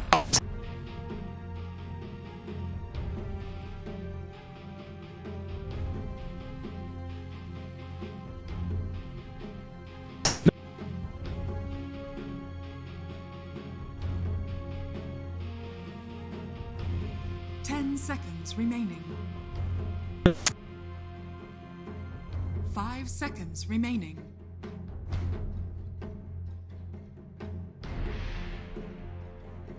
Radiant team pick.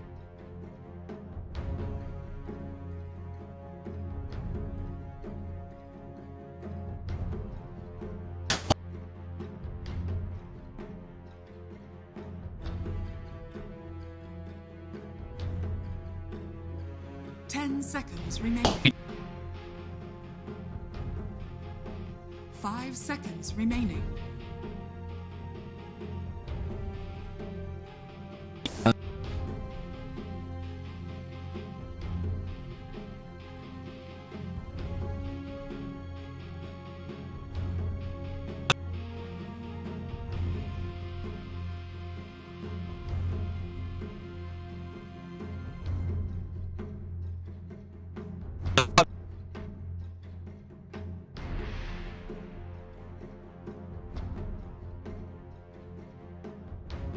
Dire team pick. Enchantress.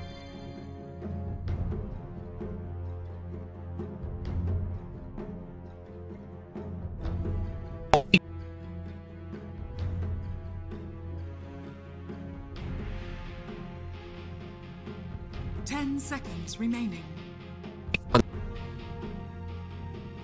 5 seconds remaining.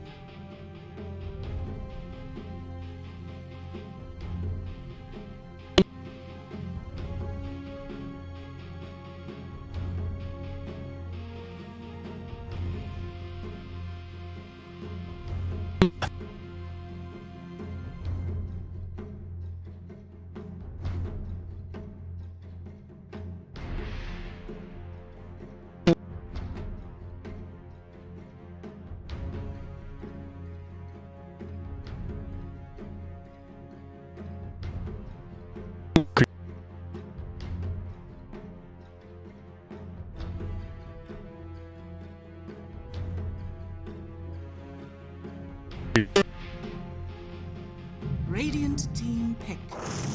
Ogre Magi!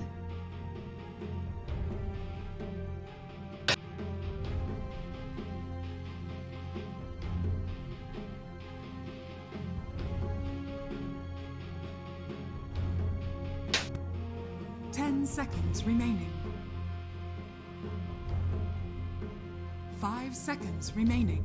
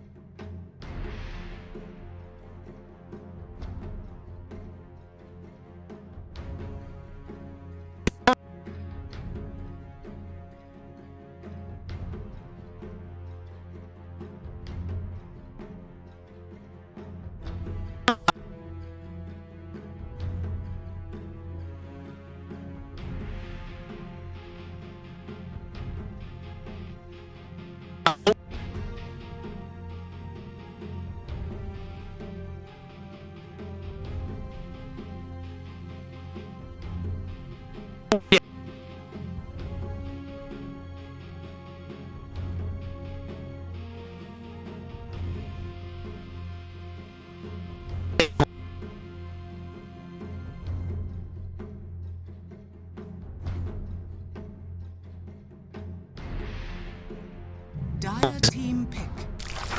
Life Stealer.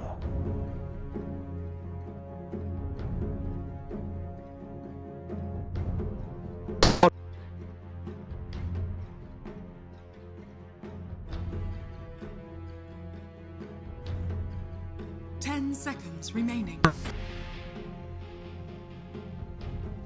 5 seconds remaining.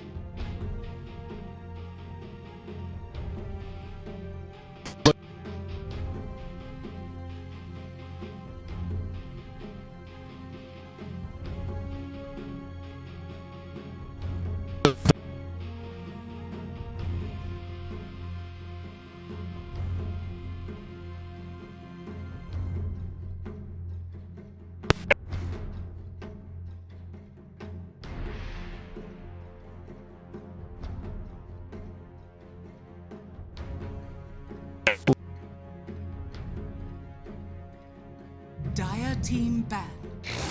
Bristleback!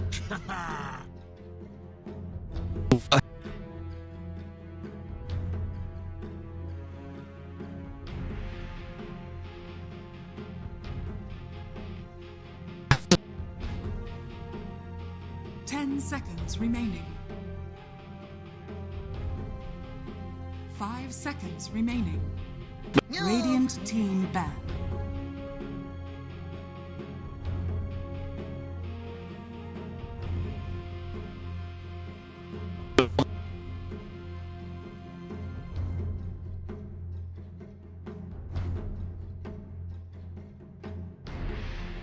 Seconds remaining. 5 seconds remaining.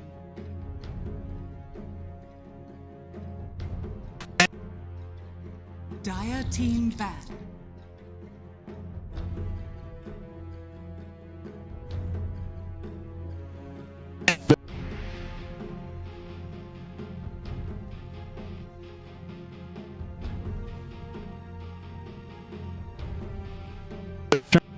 Seconds remaining. 5 seconds remaining.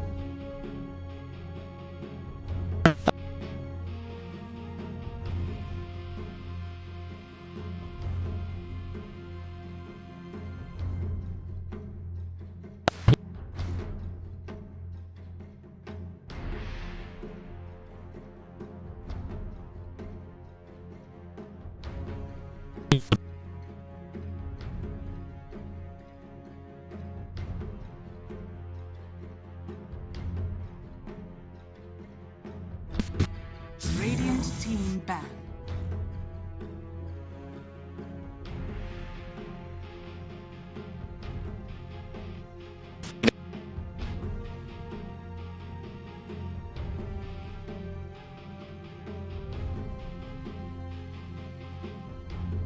Seconds remaining.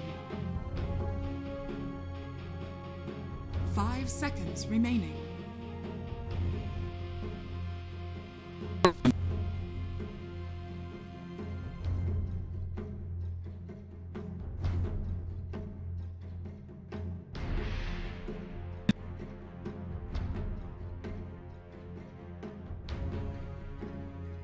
Dire team pick.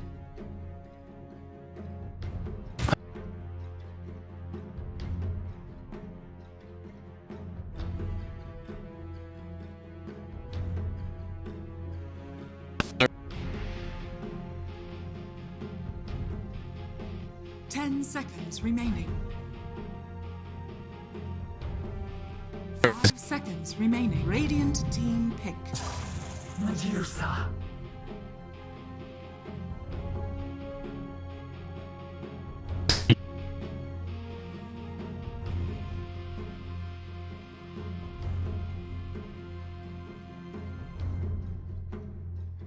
Ten seconds remaining. 5 seconds remaining.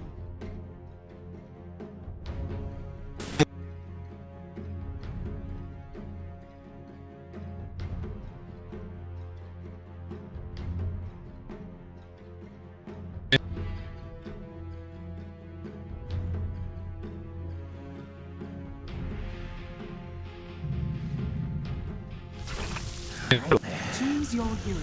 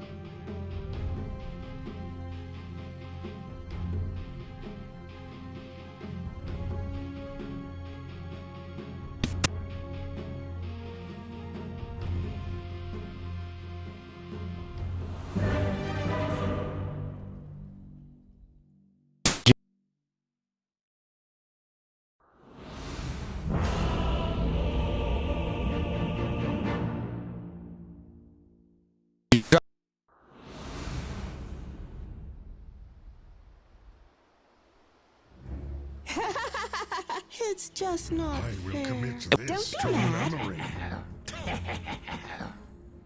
This pleases the master.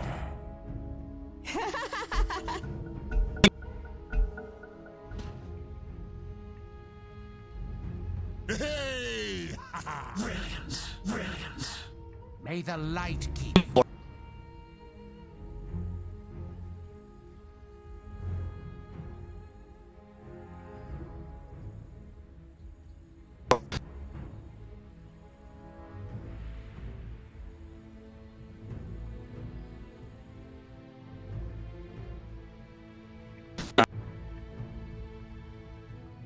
A flash of inspiration.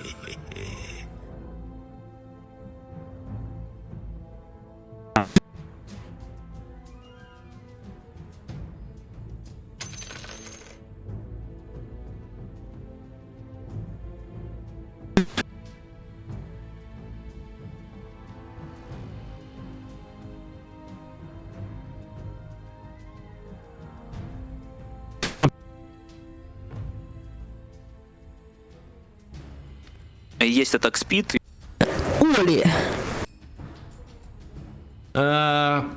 Olha, eu gostei da tartaruga, mas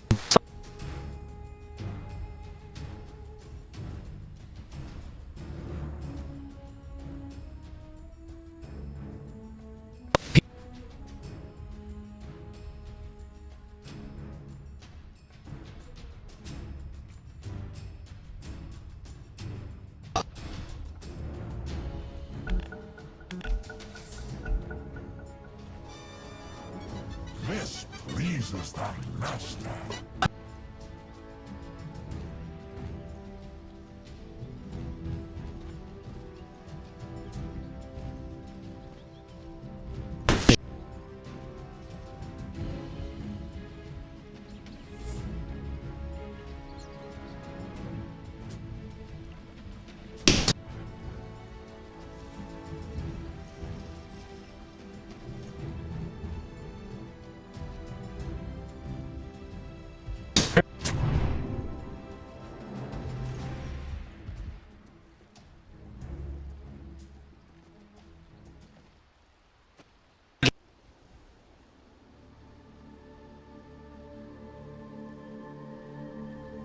30 seconds to battle.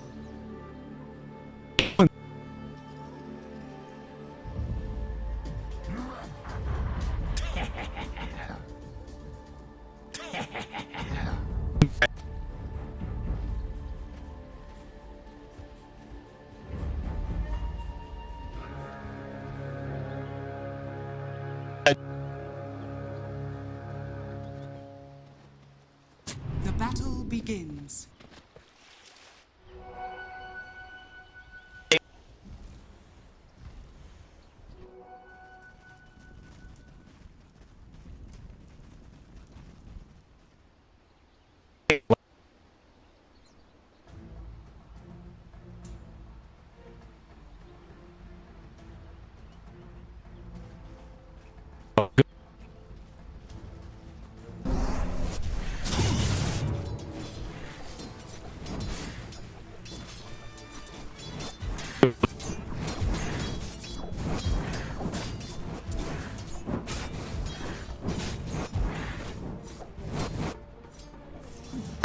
Died.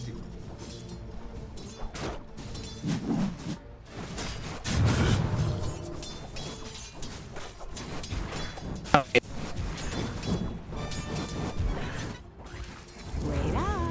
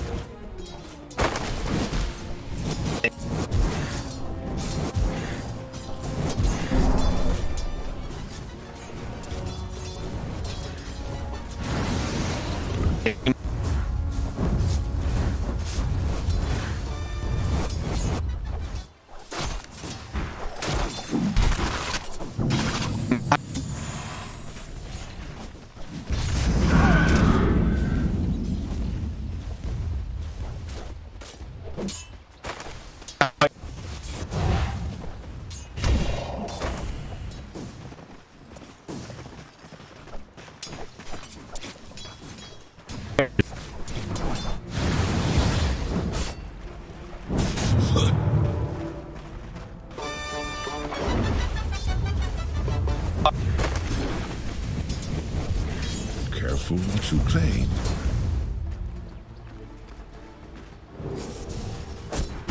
First one, then caged again. Well, if I first bloody blood.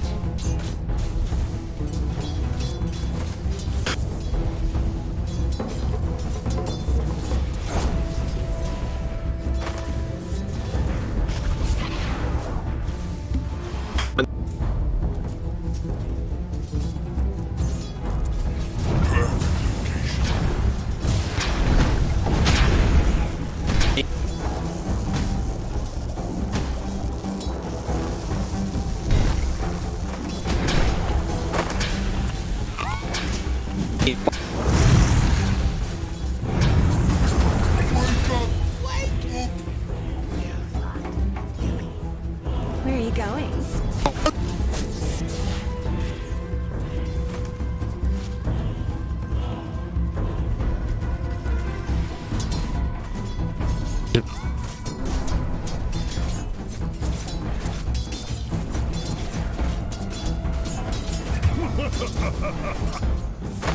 Now you see the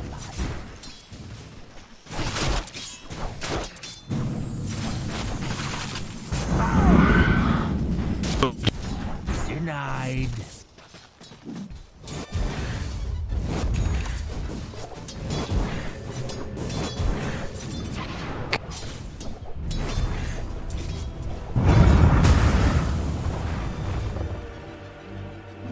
Quicker than I look.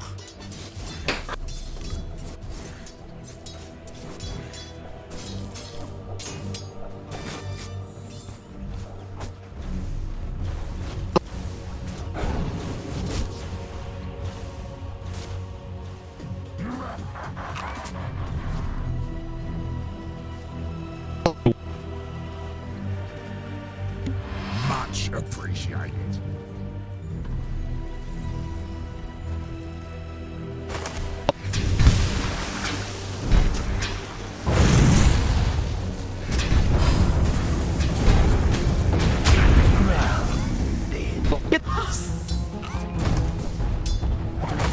My gratitude is yours.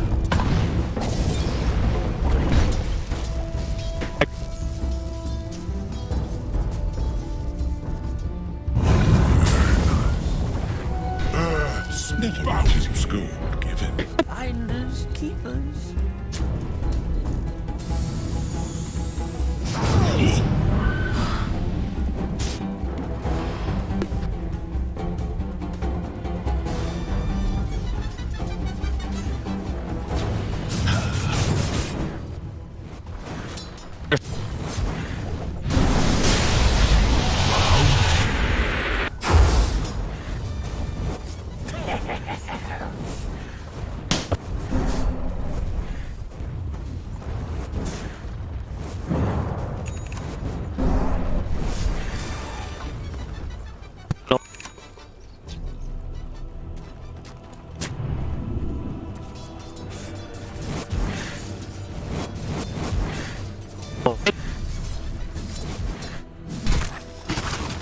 Oh, you fancy it now, do ya?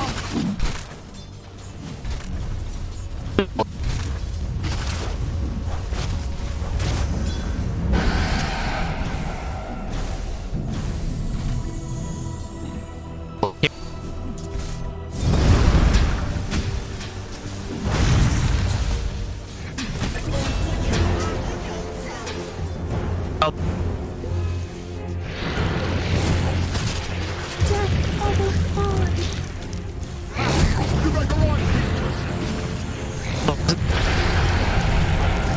Dire are scanning. Radiant's bottom tower is under attack. Comforting wound of regeneration.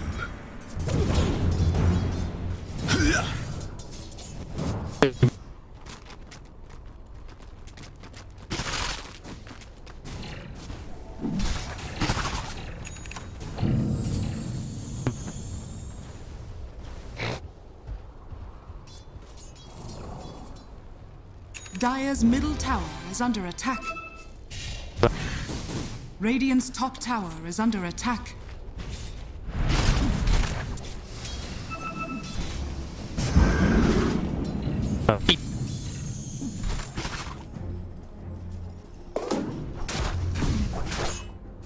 Radiant's bottom tower is under attack.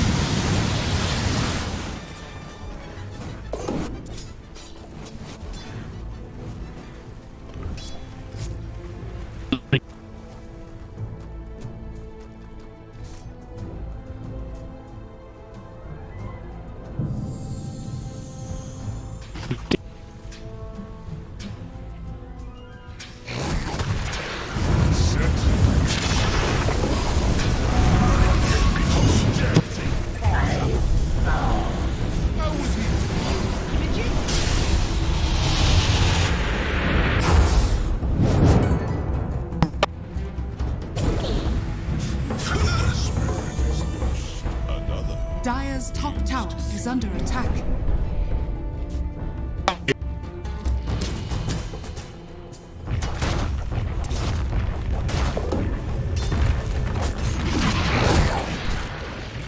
Radiant's bottom tower is under attack.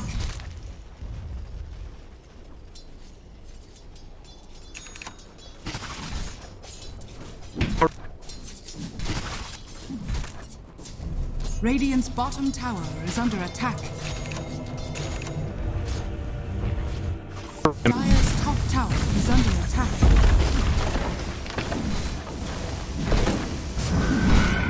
Radiant structures are fortified. Dire's top tower is under attack. Radiant's bottom tower is under attack. Radiant's bottom tower has fallen. Dire's top tower has fallen.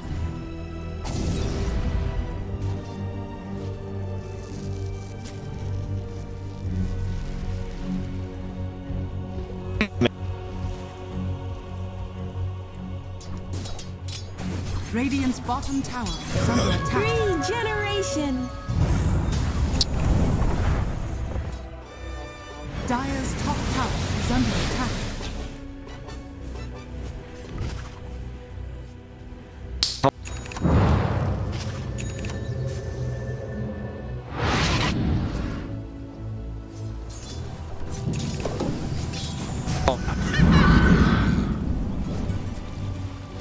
Go for my master.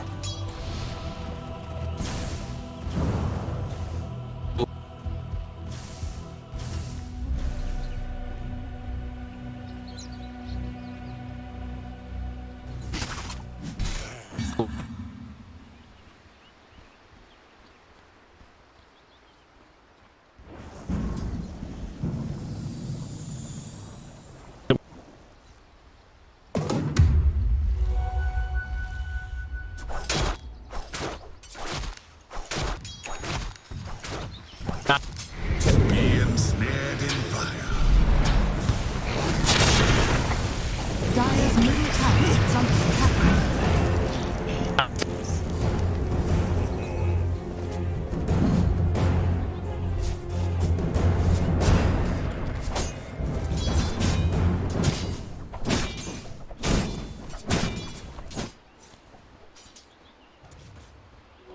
New treasures.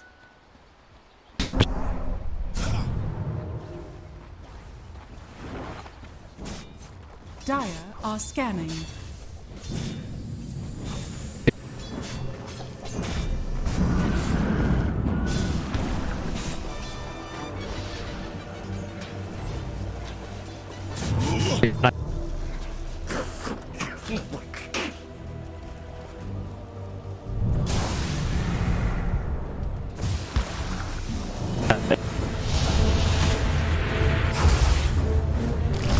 Radiant's turret has been killed.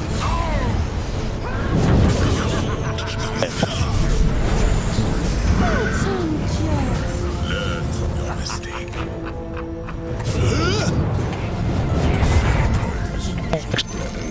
Your spirit alone can pass. Dire's middle tower is under attack.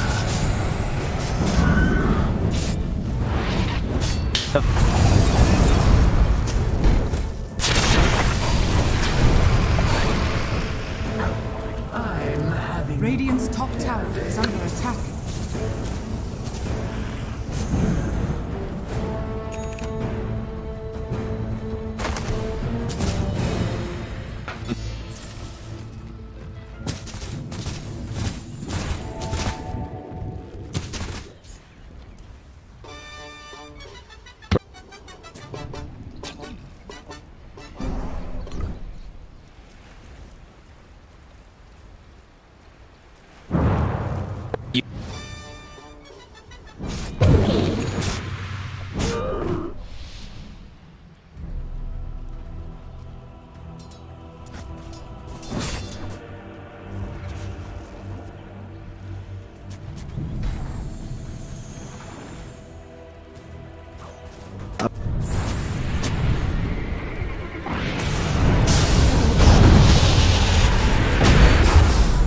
Chained in searing heat.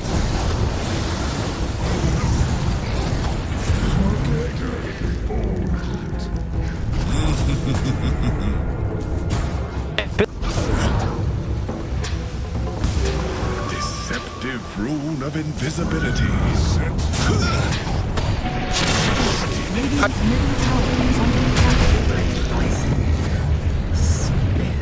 The hearth grows cold.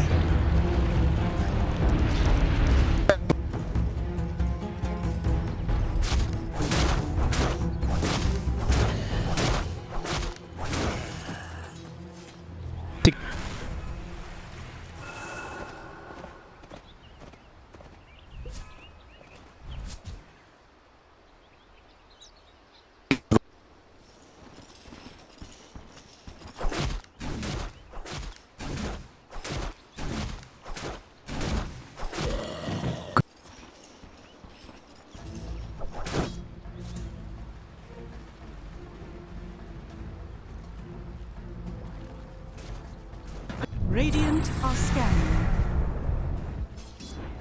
Gotcha.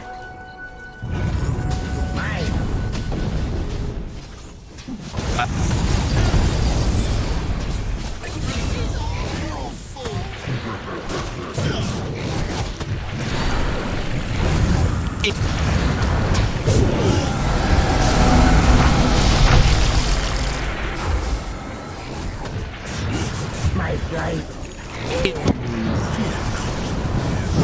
ensnared in fire.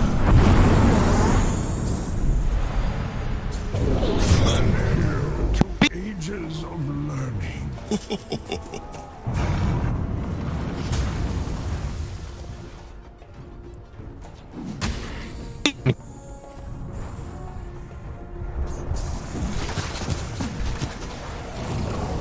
Radiant's middle tower is under attack. Radiant structures are fortified.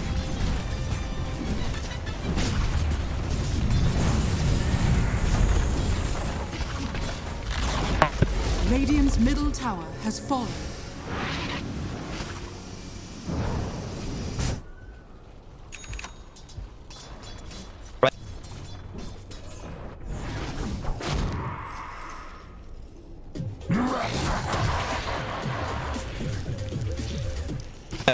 Radiant's courier has been killed.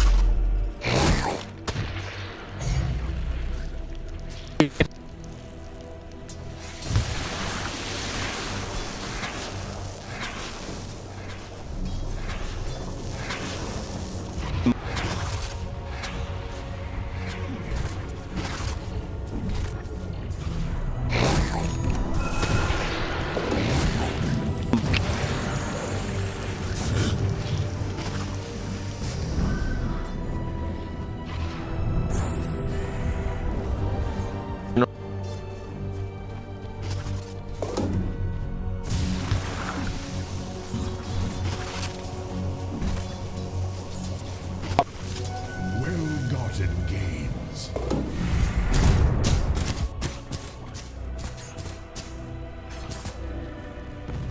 Dire's middle tower is under attack.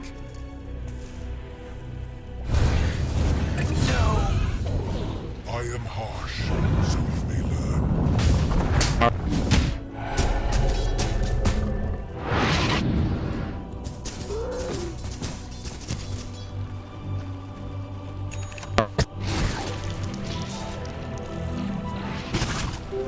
The rune of invisibility.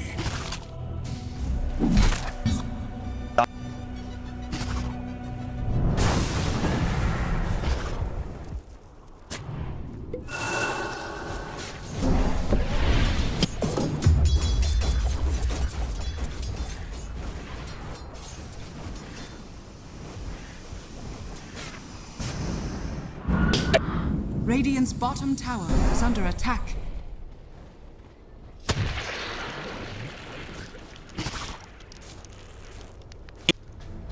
Searing double damage empowers me.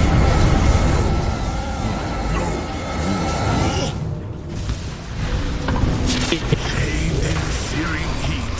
Radiant structures are fortified. Dire's structures are fortified. Entered in the Dire's top tower is under attack. Radiant's bottom tower is under attack.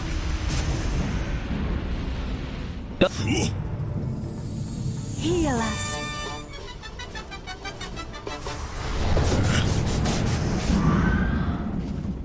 Radiant's bottom tower is under attack. Radiant's bottom tower has fallen. Dire's top tower is under attack.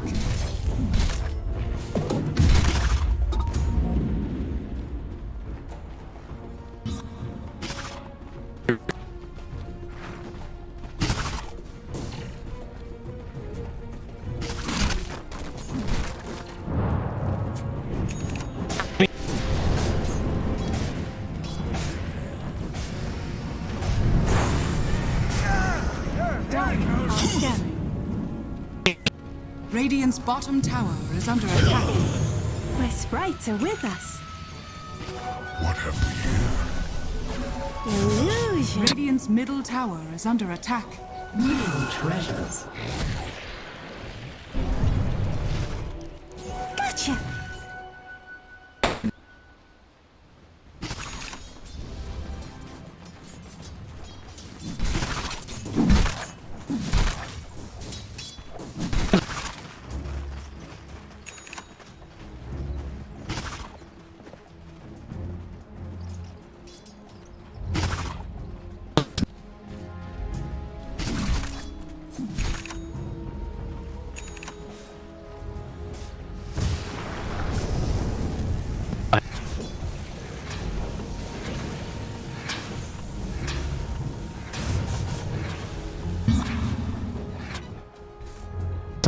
Radiant's bottom tower is under attack.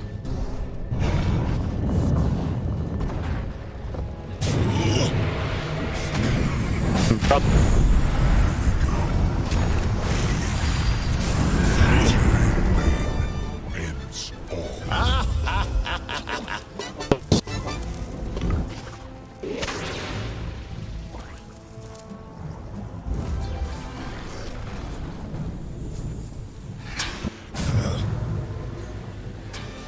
Dire's middle tower is under attack.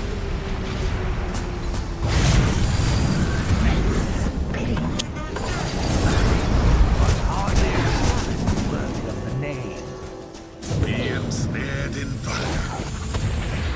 Dire's middle tower is under attack.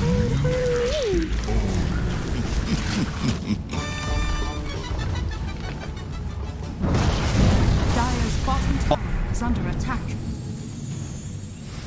Radiant's top tower is under attack.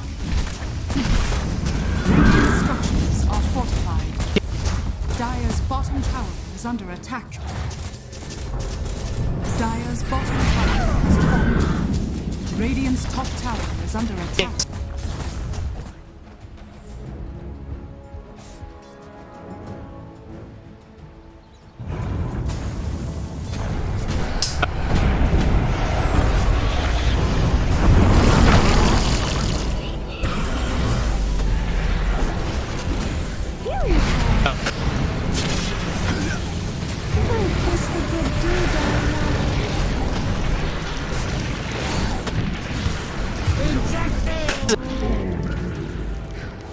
Radiant's top tower is under attack.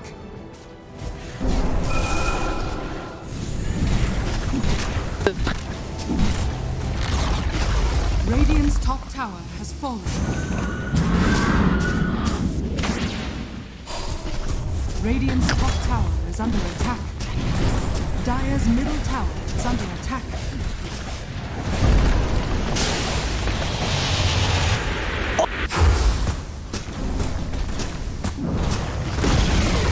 Radiant's top tower has fallen.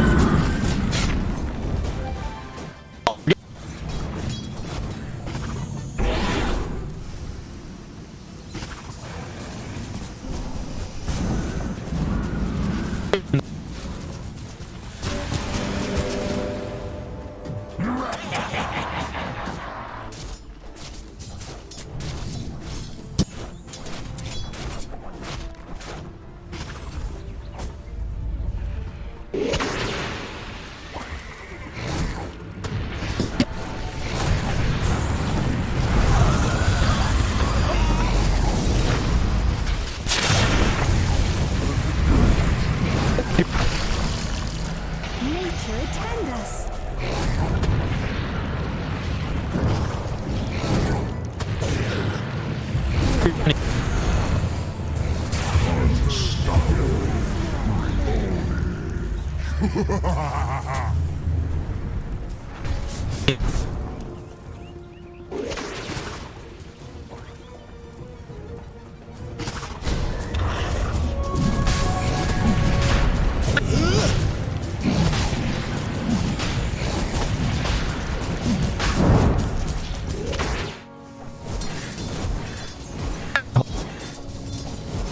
Roshan has fallen to the ground.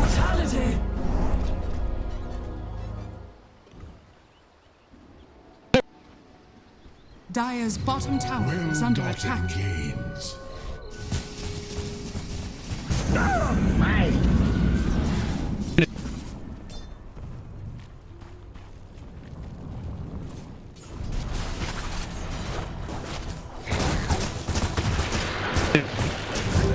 Behold, a subtle bird. Radiant's top barracks are under attack.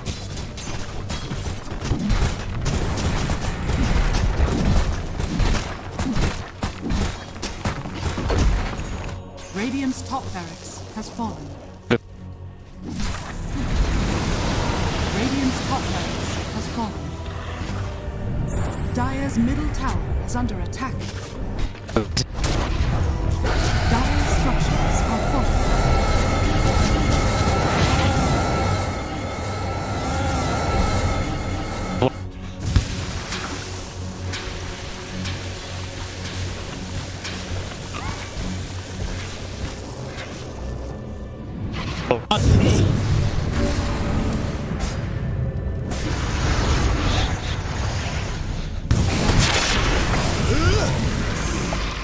Dire are scanning.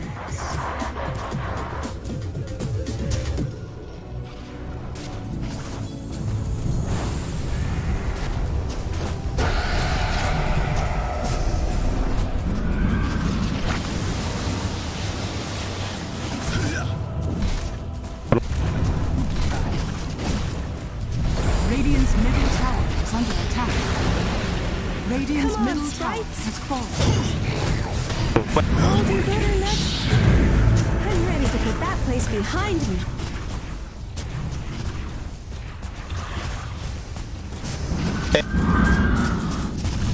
Radiant's middle tower is under attack.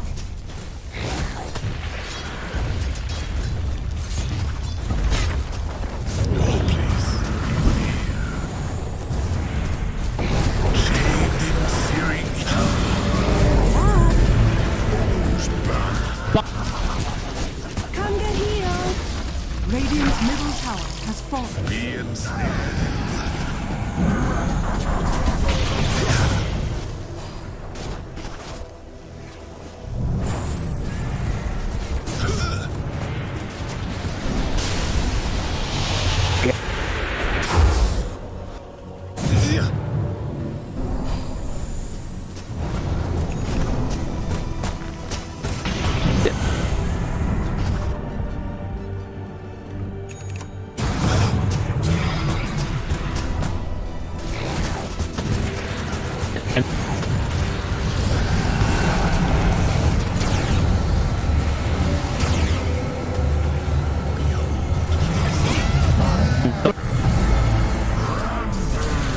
Healing tower. There you go.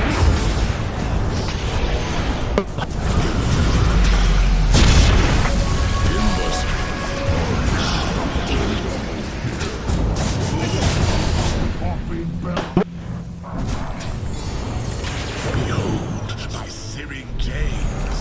Oh dear. Triple kill. Radiant's middle barracks has fallen. Radiant's middle barracks has fallen.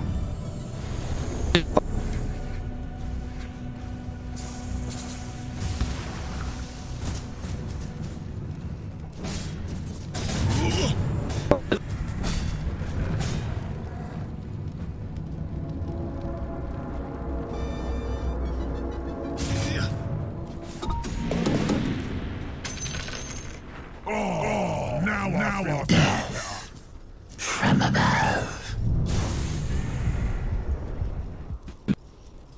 Radiant are scanning.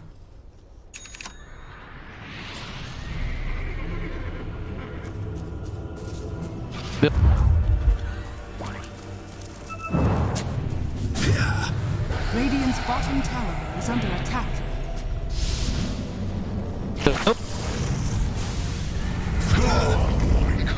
Let death become peace. I return to the light.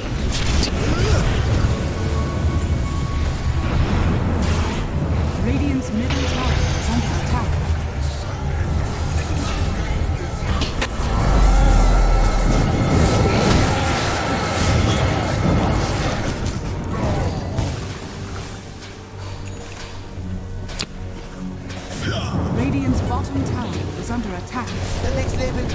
Dire victory.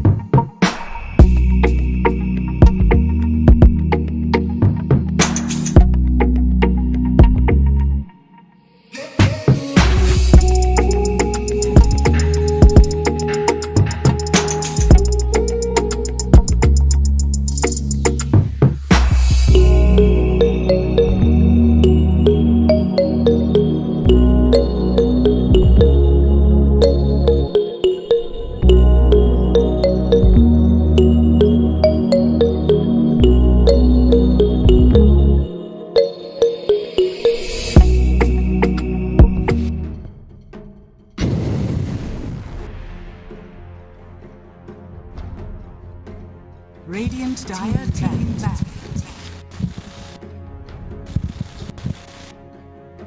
Radiant team ban. Huh? Yeah, you're gonna show your wiener up. You're gonna have the fly wide open and lay on the couch and go, ah. Hot mics, by the way. I'm just letting you know. Well, you know, considering what you showed last time. I didn't show anything. You did. It was there. Why are Americans 10 like this? seconds remaining. I am literally just my I mean, hey, it wasn't. Listen, dude. 5 seconds. I don't understand what the rules on Twitch are. Maybe if I was a woman, then they wouldn't ban me. Radiant team pick. Yeah, the zip up after that one was a chilly comment. Imperial team pick. Ready? 3, 2, 1. Hello guys and welcome back. I'm back here on the road with the last game of the day. This is the last pit stop for the ESL 1 Eastern European League, the lower division particularly. We're watching IPG versus HellRaisers. Let's get right into the draft. Remaining. Swerve into it, sir. There it is. Draft now underway. Don't you snap at me or I'll pull this car right into the ditch. Considering you are driving on the right side of the road but with the wrong side of the steering wheel, I'm not sure. I think we don't have seatbelts. We're violating so many rules. This is we imported this truck. Yeah. Well, That's why the wheel's on the wrong side. We got all the papers for it here. Oh, you have all the papers? I got all the papers. Yeah, I have my driver's license right here. You don't. Oh, right. Yes, very true. So, yes. But you know what we do have? We have ourselves a Nyx assassin who is going to look to drive by some people. The Vendetta assassinate combo. Chen is actually a really good target for that one as well. The sniper here. Where's the assassinate exactly? Assassin. So that's where the assassin comes from. Yeah. Void incarnate. Either way, he's pretty good at actually locking down the Chen, but the issue more arises when Chen has got his bodyguards, his entourage surrounding him that can actually do some damage or can prevent Nyx from getting off the full combo. Because he basically can one-shot the Chen at not at all stages of the game, but pretty consistently, at least provide enough damage where the Void Spirit just needs to like walk over an Astral Step or something, and that should be enough damage for him. So that at least is a good benefit here for the HellRaisers. Gives them a nice initiator here as well compared to game number 1 where they didn't really have anything like that, and could look to set up some kills and get this Void Spirit online nice and early. There's a Wraith King picked up by IPG as well. Chen and Wraith King seem to be the start. Very similar to last game. They're going to go for not last game, the first game actually. First game. It was Chen plus some sort of carry with healing combo. It worked out for them. I think it's much more effective than Lifestealer. They made me believe more in the Lifestealer than I used to. I don't think he's complete trash tier. He is viable somewhat, but he's not like viable in every single game as we saw last time. Definitely. Just not that impactful. Wraith King does give you a much wider window opportunity because Wraith King, yes, the first 10-15 minutes are kind of weak for him. The laning stage is great, but then afterwards he has to farm the Radiance, of course, so he can't really do much. But luckily, Wraith King has a much better late game potential. I would say he only really starts becoming weak in like minute 50 or so, and your DPS starts to wane compared to most traditional players. Right, because now the crit is on a cooldown rather than just truly random. I would say another weakness of the Wraith King is you kind of know his game, right? You know where he's going to be farming. You know there is some flexibility. Oh, he's predictable, yeah. Like you can change it up, build some stats, build armlet would be really weird, but like you could try some stuff, right? Yep. And maybe it would work, but for the most part, you know, once you boot him from the lane, he's going to be in the jungle for like 5, 6, 7 minutes, farming up the Radiance. He's going to come out, get blah, blah, blah, blah, blah, right? Yeah. He's very, very predictable compared to something like the Lifestealer, who does have a couple different paths that you can kind of choose from. So that's why I'm surprised that when I see it so early in the draft and it still works and it still kicks butt. I think it's just, he's really strong with that spike. He does have variability in the sense that you have seen some Wraith Kings in very difficult situations where like, okay, we're fighting against a really early game draft, going for the Armlet Blink Dagger build. That still works too. It's not bad, but I do agree that he is much more of a static farm. That's what you want to do. It's I wouldn't say he's as static or predictable as say Nagasiren, for example, who's incredibly predictable, but he's definitely much more predictable than the majority of carries, which some teams can take advantage of.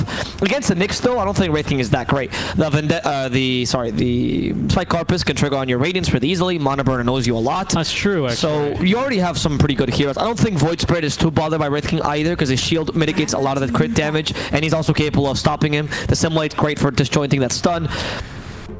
It's okay. I like the draft for HellRaisers against Wraith King. I agree. I think Nyx still, he's not as good like versus an Alchemist, right? Nyx is really good at Nyx analysis because what you said, the uncontrollable damage with the Radiance, you line up for a stun really easily, and you got plenty of damage to follow up. Bob's your uncle, the Alchemist is dead 2-3 times, and you win the game.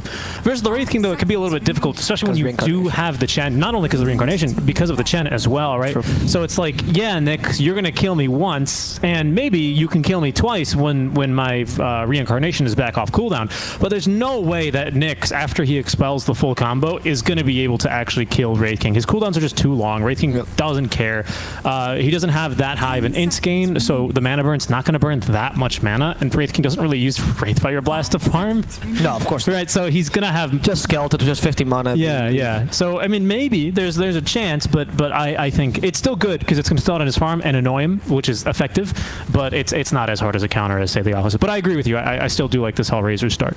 I think as long as HellRaisers now pick a carry that's a bit more easy to play than, for example, the Weaver, where they kind of sold themselves a lot, or an offlaner with a bit of team fight, anything that brings you into the mid game a bit stronger than they did in game number 1, they should be pretty fine. I mean, I don't even think the Weaver was the problem. The problem was that you put the Weaver and an NP, and you're like, okay, we have so much damage, but zero control, and Wraith King particularly is good against that, right? Because he's good against lineups that want to burst you down.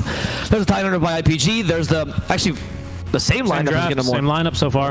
I think it was the last pick Tidehunter last time, though. It was. Yeah, but still solid. I like the IPG lineup for now. But it's easy to play, I would say.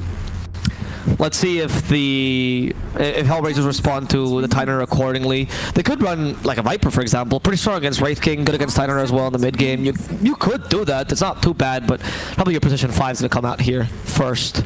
Yeah, especially with last pick in the second phase. That's generally what you see. The Void Spirits is nice and safe. Nyx Assassin, if he sneaks through the ban, which he has this time because IPG have chosen to ban the Coddle, it's going to be pretty strong. And there's the Phoenix, so I'm curious, is it going to be a position 5 Phoenix? I don't really like that, generally speaking, but with the Nyx Assassin, it might work. I think boss 5 Phoenix is fine this game because the strength of this game of the Phoenix is that you're just here to draw aggro. So when the Ravage happens, obviously the Wraith King is looking to murder whatever you Ravage, but you Supernova in the middle of the Ravage, super easy to do, by the way, and the Wraith King or whomever has to concentrate on hitting the egg as opposed to killing the stunned targets, which is what a Phoenix 5 excels at. Even if he dies, doesn't really matter. The whole point is that you are making the Ravage not as impactful. It's a good idea. The only thing is Phoenix, of course, does suck in lane against Tide because you don't do much with the Fire Spirits. There's a bit of damage, but Anchor Smash ignores your attack speed slow, and you always have Kraken Shell to dispel. But I like the Phoenix. Sunray in the mid game is also really good against Tide, and it's good against Wraith King. I think it's a pretty solid pickup. He could even work as a 4. You put Nyx 5. Yesterday, Nigma did that actually with Kuroki on the Nyx. I wouldn't mind seeing a Snapfire here. Oh, a Rubik instead. Okay. That's. I mean, stealing Impale is super great. Nothing from the Phoenix you really want as Rubik. Void Spirit spells are meh, but could be strong counter initiation here. Timbersaw immediately. Too strong for HellRaisers, honestly. One of Rezo's signature heroes as well, up there with the Centaur. He loves playing this Timbersaw because he likes the more impactful offlaners, right? The guy used to play mid and carry. He likes the offlaners he can be a win condition win with. And Timbersaw is solid against Wraith King in the lane, allows the Nyx Assassin to rotate, which is very important, something that you want to use as Nyx Assassin 4, and is also great against the Tidehunter in the mid game. Also Rubik, I mean, you can still Timber Chain, I guess, but you really are looking for Impale. Or Chakram. Chakram's not bad. Push waves, you do some decent damage. Whirling Death is awkward on Rubik. You never really want anything on Rubik that you have to stand close to other people on as much as you want. Oh boy, the spell line, I'm going to do so much, and then you just go kerplat and die. But yeah, I think the Timbersaw is very, very strong in this game. In fact, it kind of feels strong in whatever lane you want to throw it against as well. Yeah, you could throw it against the Tide, you could throw it against the Wraith King. I think either way, you're pretty happy. Yeah, if you put like an offensive carry here, you aggro try against a Tidehunter. Oh yeah. Or against Wraith King, sorry, and then you put the Timbersaw against the Tide. It's not bad, because Timbersaw can solo super easily. Oh, definitely. And your try works, because Nyx is going to rotate mid anyway, so you're going to get dual lane eventually, and as long as you win the early game, that's all you're looking for. Yep. And Phoenix Nyx, not a bad try combo. Stun, damage, and plus 1 carry that also brings a bit of DPS. That's pretty solid. Yeah. I think you just have to be careful on the carry you pick, because we did see kind of the tri lane go a little bit too long in game number 1, and eventually, actually, HellRaisers weren't able to overcome that, despite the tri lane going really, really well for them here. Yep. But I think setting yourself up with a win in the tri lane, I think, is still definitely something worth doing here. And I'd like to see HellRaisers potentially go for it. I don't think there's necessarily anything too bad with it this game. I like the Slark ban. Yep. Very solid ban. I think he's one of those more solid heroes against Tidehunter. Now you might consider, here you have like 2 options. If you think they're going to go for early, Ursa's a really good ban as well, because Ursa's nice against Wraith King and is very solid against the Tidehunter. He'd be good in that tri lane as well. Yep. And alternatively, you think they want to play it a bit safer. Dusa is fantastic here for HellRaisers yet again. And we already saw that Coolman is quite comfortable with that hero. Because Stone Gaze plus Supernova is a great way to protect it. The Stone Gaze pretty much stops the initiation from IPG. IPG actually has really weak initiation. It's most of a counter initiation. But if they get the jump on you, all they can really do is Ravage. They have, and follow up with stuns, of course. But like Dusa can almost always get Stone Gaze unless it's a point blank Ravage, and that's more about Dusa's positioning being bad. I'm going to counter with the fact that they have a Rubik, which with telekinesis is actually pretty darn good. It's 0 cast points. Especially against a Void Spirit and a Phoenix and a Timber. Yeah. That's the only point I would reason. Oh, normally I would completely agree with you here and go, telekinesis, it's a nice follow-up stun after blah, blah, blah. But here it's pretty nice, right? Because if you catch a Phoenix, Void Spirit, Timber off guard, even the Nyx Assassin before you can Vendetta away, those are almost guaranteed kills, right? Into a Wraith Fire Blast. So that's why I mentioned that when you have a Supernova Stone Gaze, like you have the counter initiation to stop them from being effective. Because if you do something like if you have Legion, for example, or Beastmaster, and you Primal Roar Duel, even if you use those abilities, chances are you still kill them because it's a long enough stun. Telekinesis, Juggernaut's banned. Okay, another hero that's quite popular. I guess the magic immunity is what they're going for. Also one of the better laners against Tidehunter, so that's a good idea. We'll see what HellRaisers. I think the options are pretty open for HellRaisers. If you went for a Weaver again, I wouldn't be bothered either, honestly. I think they have a good variety of heroes. Even 10 seconds remaining. Drow maybe, but I think Drow's a bit riskier. I think it is a little risky, yeah. I agree, especially because you don't have the last pick here. Yeah, exactly. I wouldn't mind the Weaver, but again, I feel like you're going to run into the same issues from game 1 where you're going to go, oh, I've calculated the amount of damage I need to do. I'm going to now time-lapse away, and then Shen heals them and go, God, why? That's why heroes like Ursa, which deal a humongous amount of damage and ramp up, or heroes like Dusa, which is tank forever, are better in this case, right? Particularly, I just like the Dusa a lot, especially after seeing last performance. I wouldn't mind something a little mobile. Oh, sorry, Ursa's banned, my bad. I wouldn't mind seeing something a little mobile as well. Seeing with Void Spirit, Phoenix, Timber, that's quite mobile. Maybe you can get away with some hit and run tactics, because IPG are quite slow in terms of moving around the map. Yeah. I'm trying to think here of a carry that would do that. That's not the Morphling. I mean, Morphling might work. Nah, he's not great against Wraith King, though, unfortunately, because you're more about burst damage. Yeah, that's a good point. Yeah, no, that's a good point. That's why you're looking. That's why you're looking for a carry that can be somewhat tanky. What's it gonna be? Okay, they're gonna go with the Morphling. I mean, it's gonna be just hit and run tactics here from the side of HellRaisers. I mean, I can see him against the rest of the team. I just think the Wraith King is particularly an issue here for the Morphling. Also, because the Crit can really easily burst out a Morphling as a morphed in time, right? No, you're totally right. I mean, that's why I'm not 10 seconds. over the moon with this pick, right? But I think it's viable here if you can play a really fast-paced game. I suppose probably this game, E-Blade, and then just try and murder everyone with your Nyx Void Spirit. I mean, you're just so fast. How do IPG catch you right now? Like, I could very easily see a scenario where Tidehunter ravages and then everyone just dodges it. Yeah, exactly. It's true. I'm gonna see. Oh, Earth Spirit. I don't know if I like that either. Or is that a Rubik mid? Oh, well, that's going to be exciting. It's an Earth Pyramid. Okay, I've just sat up in my seat here, which is dangerous because our truck is very small. Yeah, it is. Interesting choice. I mean, I guess I was thinking you need a Spirit Vessel carrier in the mid lane because really nobody else can carry a Spirit Vessel this game. And Earth Spirit's a pretty good one, right? So not bad. I was thinking the Invoker, but I think after last game's performance, no. Yeah. The Earth Spirit is... I mean, the one issue I'm seeing now with this final pick is who hits the egg? Nobody. Right? Yeah. Like Rubik. The game plan is the egg never comes out. And Earth Spirit does give you a little bit of that bonus initiation. I think the problem that Askold is going to find is he just has way too many people to lock down in these fights. Who does he silence here, Avo? The Void Spirit, the Phoenix, or the Timber, or the Morphling, you know, right? Like, I feel like he kind of needs to get all four of them just to be able to get the team fight off the right way here. Supernova to follow up, not with the Supernova, funnily enough, but with the Ravage as well here, off the back of a good Earth Spirit slow might be enough, but like you're saying, this egg is super fast to get off, and we don't have a single egg hitter here. Yeah, that's a problem, but HellRaisers as well, man, they are fast. Only the Earth Spirit can keep up with them as well.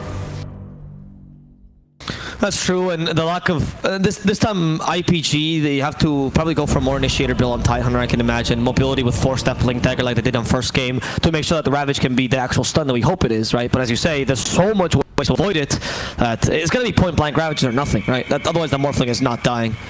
The Earth Spirit, we'll see how much teamfight and mid lane Earth Spirit can bring, because ideally it should be more than a 4 Earth Spirit, right? Ideally we can see something like, how would you build it? Because the Earth Spirits I've seen have been more about the tempo controllers, so you went for the Echo Saber, took the talent for the damage, right? Usually the Spirit Vessel as well. But maybe this game, like the build with Ags is a bit better. Obviously the Shard 100% this game. Yeah, the Shard 100%. I don't know about the Ags. I really wouldn't mind seeing actually a Halberd or just a Sanj to start off with. And then to go for something a little bit more aggressive and just making sure that the Morphlane, who is a lot of the early damage here, even when he doesn't really have too many items, is going to be completely nullified. I don't know, because it is really awkward. A BKB early actually is going to work wonders here for the Earth Spirit as well, especially versus the Timber and Void Spirit here. Mostly the Void Spirit, so he can actually be free to cast his spells. I think it's probably the most even game we've seen in terms of like what each draft is trying to propose, right? Because until now, what we've seen every single game is that one draft was like really risky and one draft was really safe. And both games, the safe draft just won because of a lot of misexecution from the team. But in this game, I would say both drafts can easily take this to the late game. Maybe in like hyper late is when you start suffering, right? Particularly as IPG, because Wraith King starts to fall off. But yeah, he's starting to detect the ward. Let's try. I think he did see the ward though. Should know the ward is around here. He pinged it up here. Oh, he thinks the ward is a bit higher. Yeah, he might. No, okay. See. Oh, okay, he's guessing. It's daytime though. It's daytime, so this ended up screwing up. Yep, and there's the tip immediately. Oh my goodness! They're like, nice one. They were waiting for that to happen. That was incredible. Well, I mean, these guys got nothing else to watch, right? No creep to block. Yeah, it's not like us, right? I like that. By the way, I think that an option for the Morph in this game, as opposed to the E-Blade build that I was thinking in my head when you suggested that, would be the Scotty build. I think the stats build of Scotty would be really impactful at stopping both the Wraith King and to some degree the Earth Spirit as well.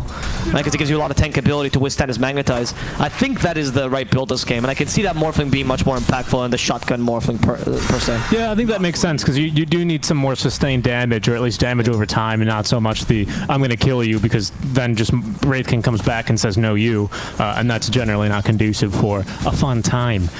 Mid lane, Earth Spirit, it's always fun to watch. You always go for the Boulder Smash and max that one first, because it's just a crap ton of damage. Good lane control as well. And he does suffer. His animation's not the best, especially compared to his more agile brother here, the Void Spirit. So he can suffer ever so slightly, but he's got ways of making it work here. And the damage output can be incredible here, especially versus the Void Spirit, who, I mean, he's not... Oh, he has taken a point in the Resonant Pulse, but it's not going to help him very much against all the magic damage that Askel will eventually have. No, and your base damage is quite nice as well for last hitting. Your animation is not bad at all, honestly. You're quite fast at using it. It's incredible how he moves that stick. And I think that the Earth Spirit usually... the few times I've seen it picked is... in the mid lane, of course. It's all about the early mid game, right? When you're super dominant with your initiation, you're pretty much a one-man killing machine. Down bottom, we do... Oh, sorry, down up top. I got baited. We see Van Score losing his life here. I think playing a bit overly aggressive in the bottom lane. They almost killed Rari as well with a Whirling Death, but they can't take it any further because they're both melee, so they can't really dive the tower. And that's the difference that a Chen makes in the lane. If the Chen wasn't there, just by proxy, that Wraith King would be dead. Yeah. I mean, he lived on like 20, 30, 40 HP maybe, which is just 5 seconds standing next to Chen. He has Wraithfire Blast, another Impale. Whirling Death will start coming out. Well played. I like the positioning there by Rezo. Do you see how he actually got a bit farther away so he could hit 2 trees and add some damage to Whirling Death, which guaranteed the kill. Small plays, but well done. No, very well worth it as well. That pure damage is no joke. Done? Did he want to punish him? The Fate Bolt cancels Coolman so much early though, because all your damage is base damage, so Fate Bolt's a big deal. Nyx Assassin is going to be a little bit lower on HP. He's actually, I think, already having the Tranquil Boots being delivered, so he's going to be able to actually have quite a bit more impact in this lane than I initially gave him credit for. Now he's got, I mean, a crap ton of armor, 4 armor already here, and 20 regen here with the Tranquils active, so he's going to be able to actually get right back into the face here of the Gen and continue fighting on. Yep. So that's going to be nice here. I am a little shocked that they didn't try any lane shenanigans. I would think... What, for IPG? Or? For HellRaisers specifically. Okay. Yeah, that's because you could have tried early to get a first blood or something. Maybe they didn't find themselves strong enough. Oh, down bottom, Nyx, I think they're going for the Wraith King. No, Wraith King. Yeah, there we go. Yeah, look at that damage.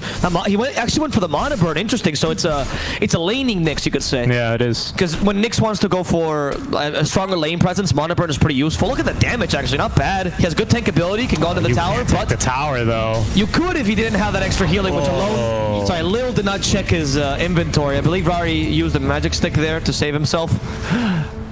No, it was a fairy fire. Then he got some killing there. I mean, that wasn't very close. That was just a little bit too aggressive for sure. I think he got baited a bit with a crit. He underestimated the healer the Wraith King had. Something happened there because 2 hits from Nyx didn't seem to do any damage. No, I mean, Nyx is not really renowned for his right-click damage. He's going to TV. He just wanted to die so he could TV. I mean, that is OP. It is OP.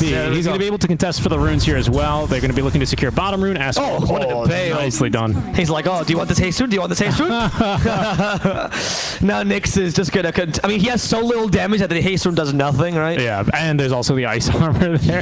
Exactly. On the Earth Spirit. Yeah, I mean, 50 base damage. It ain't terrible, but Nyx, again, he's more for harassing, like you said, in the lane with the Impale and with the mana burn, and just a little bit silly there, really overestimating himself. I got boots. I got this kill easy peasy. Oh, nope, I don't. I'm dead. I don't think is that... Oh, Vanscore might die here, though. Yeah. He doesn't have a curse die for 6 seconds. Yeah, and the hit by Supernova. It's like, I might be slow, but if you do run around me, it's going to be easy to hit him. That's what you get for stealing my name, you stupid bird.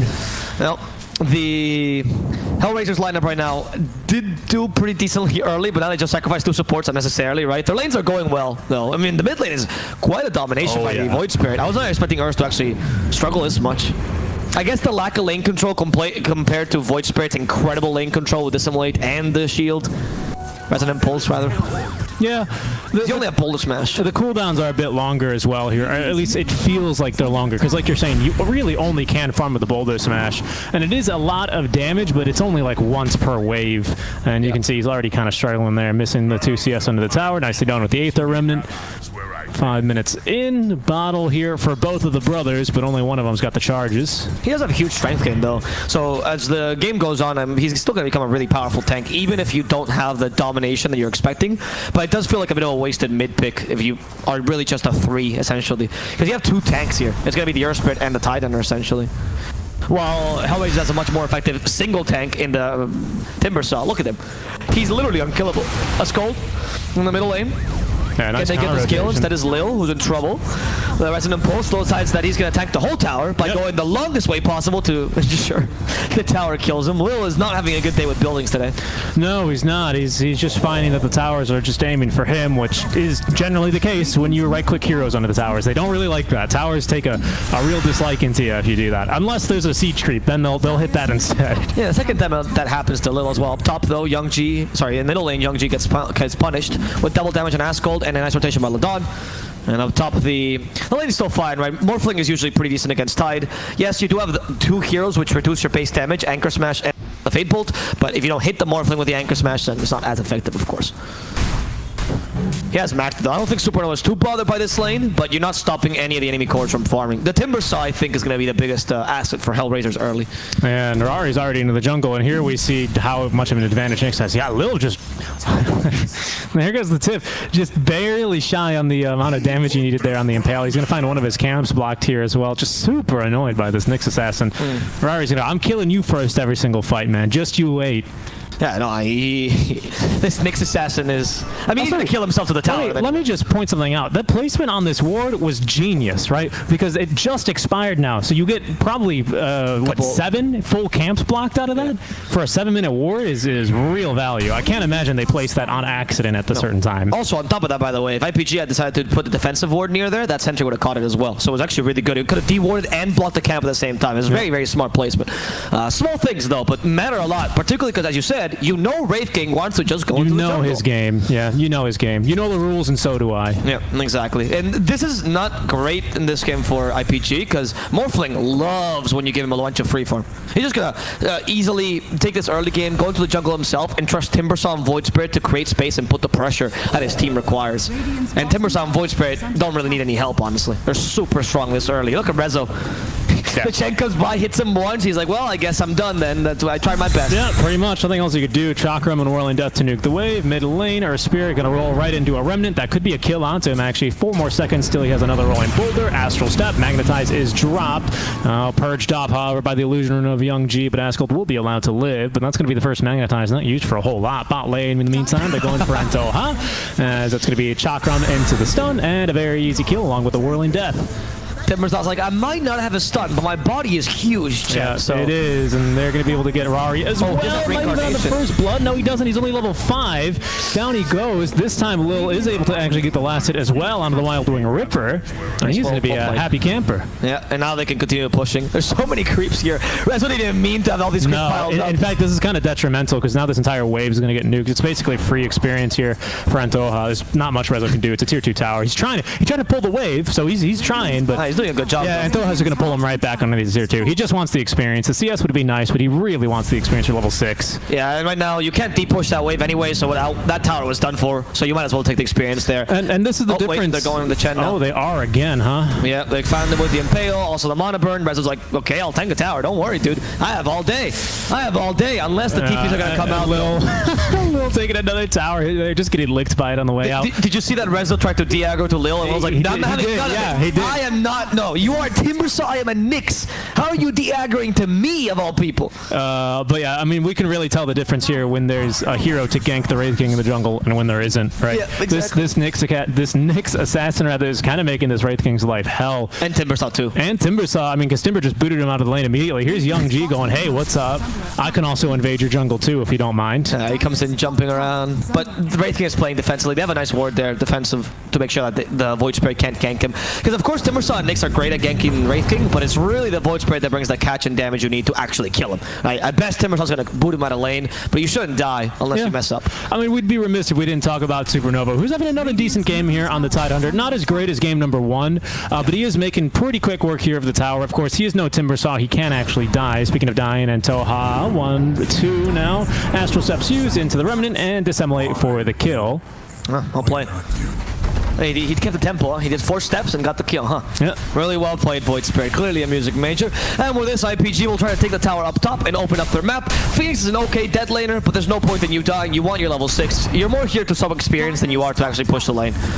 Yeah, now we're probably going to get a mid push here instead. Asgold as well. He nukes the wave, so that means this wagon is going to die.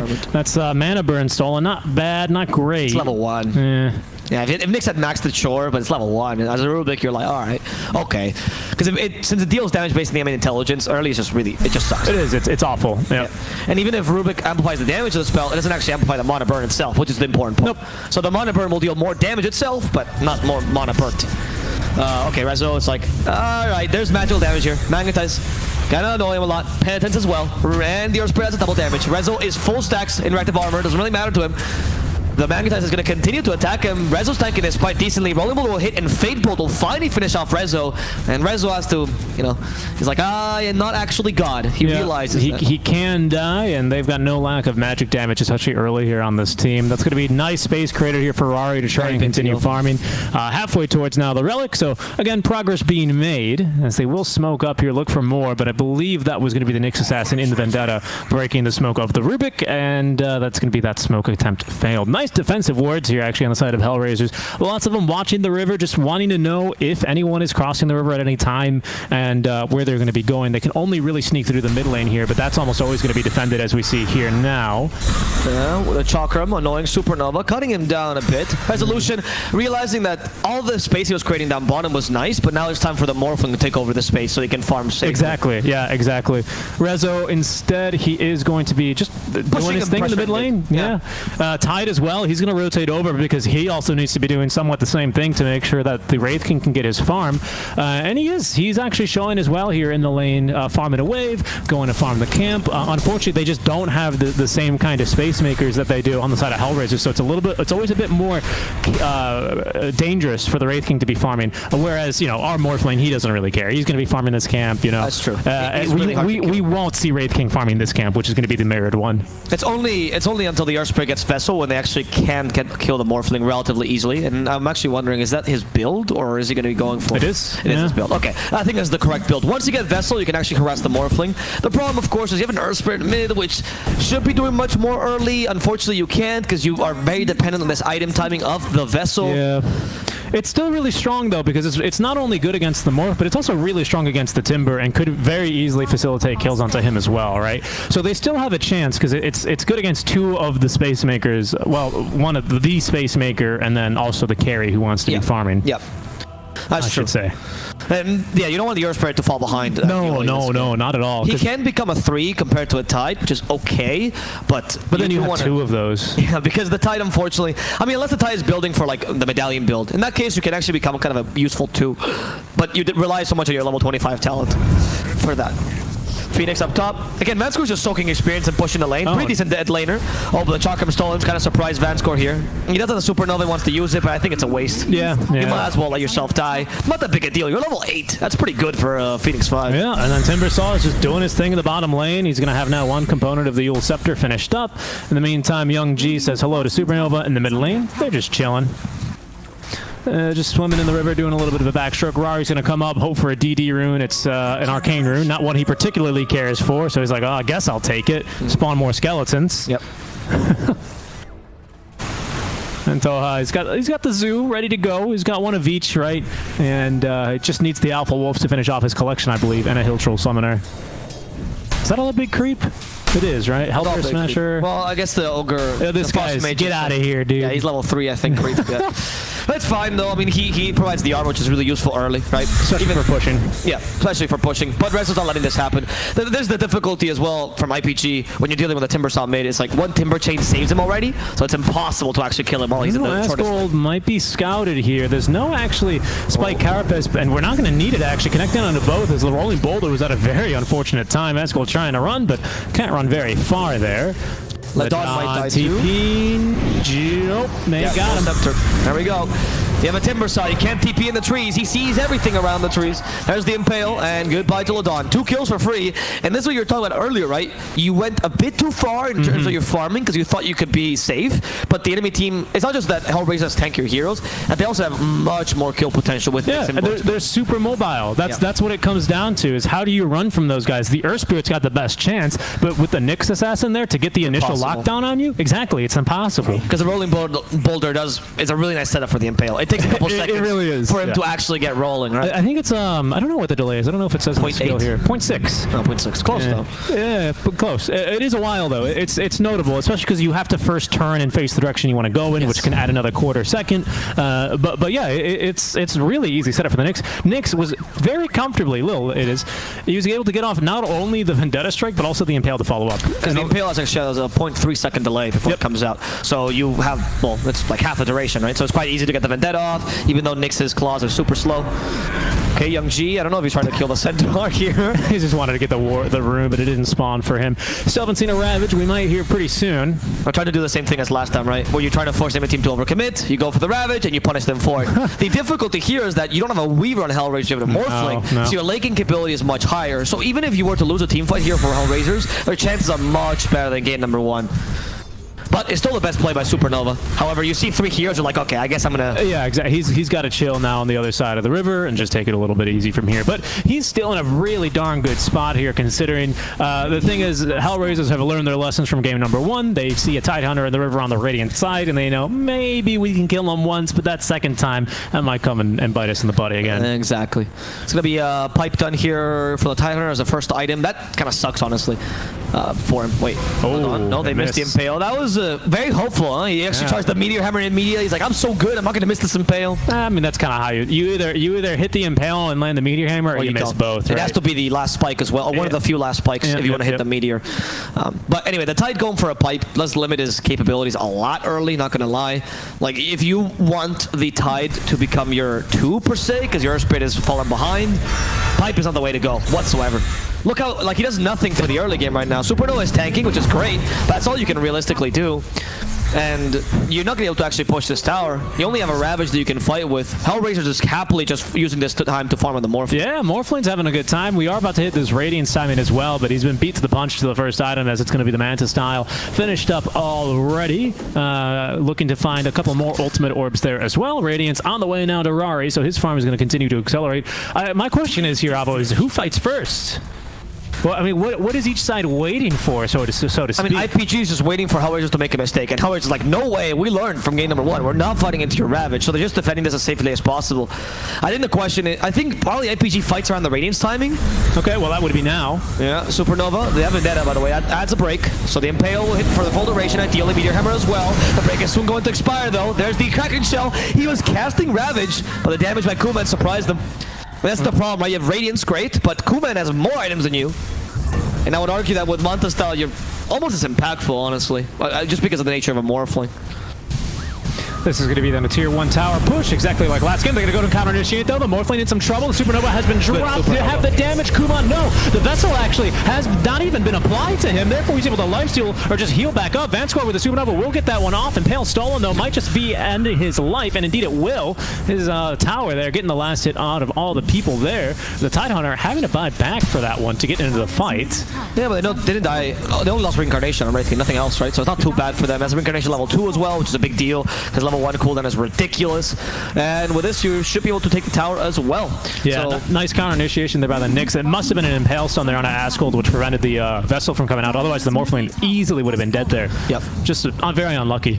Well played, Lil. And also a bit of a mistake for Vansquare, right? Because you just got the Supernova off. You're like, oh, I'm in a Sun right now. It's, mate, there's 5 heroes in front of you. Nope. He had Icarus dive available. He didn't use it. His entire team go ahead and they wheeled out of there, and he decided he was going to lay down the fire. That's not the move to be making, unfortunately for him. It looks like, though, HellRaisers are keen to go for another fight. They're going to just purchase up a Smoke here on the Nyx Assassin, who does have that Vendetta ready to go. Just maybe hoping to find a Wraith King near one of the runes, I would suppose, is why he's just popping... oh, it's so they don't steal Vendetta, of course. Yeah, exactly. Which is pretty smart, because Rubik stealing Vendetta is huge. Break on the Timber Saw would be a big deal here. I think it would be the best initiation you could have. Okay, that was almost a good calculation, but he hits the Nyx, he's like, wait, what? He's like, I don't want to be here anymore. You know, once he saw the Nyx. Imagine if Nyx had Spike Carpus available, it could have punished him for that, right? Yeah. That would have been quite a play. But anyway, the Earth Spirit gets away. They don't kill the Void Spirit. I think it's fine. HellRaisers is not really conditioned to fight right now anyway. They just want to keep farming on Morphling. I think the timing for them is much more around the Scotty. You can fight here if you're forced to, but you really want that Scotty to kill Wraith King. There we go. That's a second item. He's going to be really close as well. All right, so already having the second of 3 point boosters that he's going to be needing, or rather the ultimate orbs that he's going to be needing. For the Manta as well as the Eye of Scotty. Wrestler's going to walk up to the high ground and he's going to be like, oh, he has Impale, the Rubik does, and he's going to be a little bit upset at that. But again, max charges of the reactive armor means he's totally good to go here. And it's back to the mid-skirmish here. Supernova still wants to actively defend this tier 1 tower. HellRaisers are going to poke and prod and look for another mistake out of him and then look to maybe fight yet some more. Morphling's not going to be joining the fight, and Wraith King is basically going to play the same way as the Morphling does. If the Morphling shows up to the fight, he probably will as well. If the Morphling's not there, he's going to keep farming too. Yep. Now, with a 4K difference though for HellRaisers, they need to do something for IPG. Catching Phoenix is something. A kill. Yeah, it's something, but it's not what you want. Right, you're looking for much more valuable kills. I don't know. Oh, that doesn't open up Roche though. That does open up Roche. That's true. Actually, yeah, that's a good usage of the Phoenix kill. I'm surprised by why Vansquare was there though, because I thought there was a carry like farming nearby and he was just protecting him, but there was nothing. So it was just him being in the wrong position. Yeah, and he's relying on that Icarus dive. Unfortunately, it just gets immediately silenced there by Asgold. And the unfortunate part is, even if you do get the Icarus dive off and are silenced mid-dive, you're coming right back to square one, which is frequently just as lethal as not getting the Icarus dive off at all. Exactly. I think this Roshan's gonna fall relatively easily. In exchange, you take a tier 1 tower, which is a good usage of your time as HellRaisers, because you know you can't contest this, because Ravage, of course, is still available. And you're still increasing your lead. I mean, you're still at 5k lead. The Morphling is out farming the Wraith King, and you also have 3 cores. In the case of IPG, realistically, you have 1 big core and 2 supporting cores, right? I mean, if you're going to call Timbersaw a core, I think it's fair to call Position 3 Tidehunter a core. I'm talking because of the farm, though. Because Timbersaw still going. Okay. But they're giving not much space to Supernova, who's starting to fall behind. I see that. I do think that Titan can be an easy core, but they haven't really built him that way, right? With a pipe. Now with a medallion, I like it a bit more. They're trusting the Earth Spirit to be more impactful. For now, he's been fine, but I haven't really seen justification for Earth Spirit mid just yet. No, me neither. Yeah, it's not looked too convincing. We almost have the BKB, and he actually did pick up the Aegis here as well, but he might just be keen to lose it if he pushes this wave. It's a little dangerous, if you know what I'm saying, and that's because there's a Nyx Assassin ready to jump onto him. Yep. That BKB has a second item for Earth Spirit, so he's not even going to go for the Echo Saber, take out your damage, whatever. It's more gonna be of an initiation tanky Earth Spirit. Huh? So HellRaisers, they scanned up on the high ground out of vision, and there was only one hero there, just a Rubik, and they thought it was probably more heroes, maybe the China up there as well. Because they saw Earth Spirit kind of baiting almost. Yep, exactly. So they decided to make the safe play there. I was going to say that should be an easy kill, but you got to remember, what they see is not what we see, folks. So they decide to make the safe play. That's pretty good.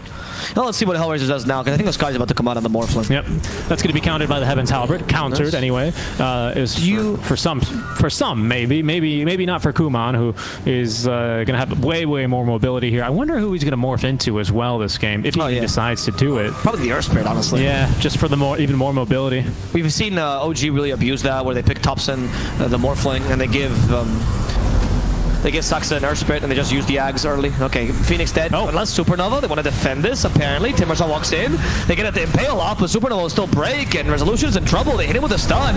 Not the best initiation yet for HellRaiser, as Rezo is capable of getting away. Where's the Morphling? Also retreating. Everyone here in HellRaiser seem to not want to fight, but Young G unfortunately won't get the chance to retreat. He's been silenced. He uses that Essence Ring to not get killed immediately, but they have a plethora of stuns to keep him in place. No Astral Steps either, and they will punish him with the last Centaur Stomp to guarantee a second kill. Not the best positioning by Vanscore, almost like 2 or 3 team fights on him. I was going to say the exact same thing here, and his decision to use the Supernova, I think, is much more, well, I mean, it's a good decision, because maybe your team can try and convert something off of that end, but it's good spacing out from IPG in order to not get punished from an Impale up from the high ground. They knew that one was impending, and played around it quite nicely. Here's Kuman. Careful for this. Yeah, I don't know, but okay, he might try to kill Ladon. Oh, because the Nyx is nearby. Yeah, that's an easy kill onto the enemy support. Supernova walks into the Meteor Hammer. He does. He really wants it. But Kuman, that might be a bait by Supernova. It's like, oh guys, I'm stunned. I'm so helpless. I hope Kuman can't kill me.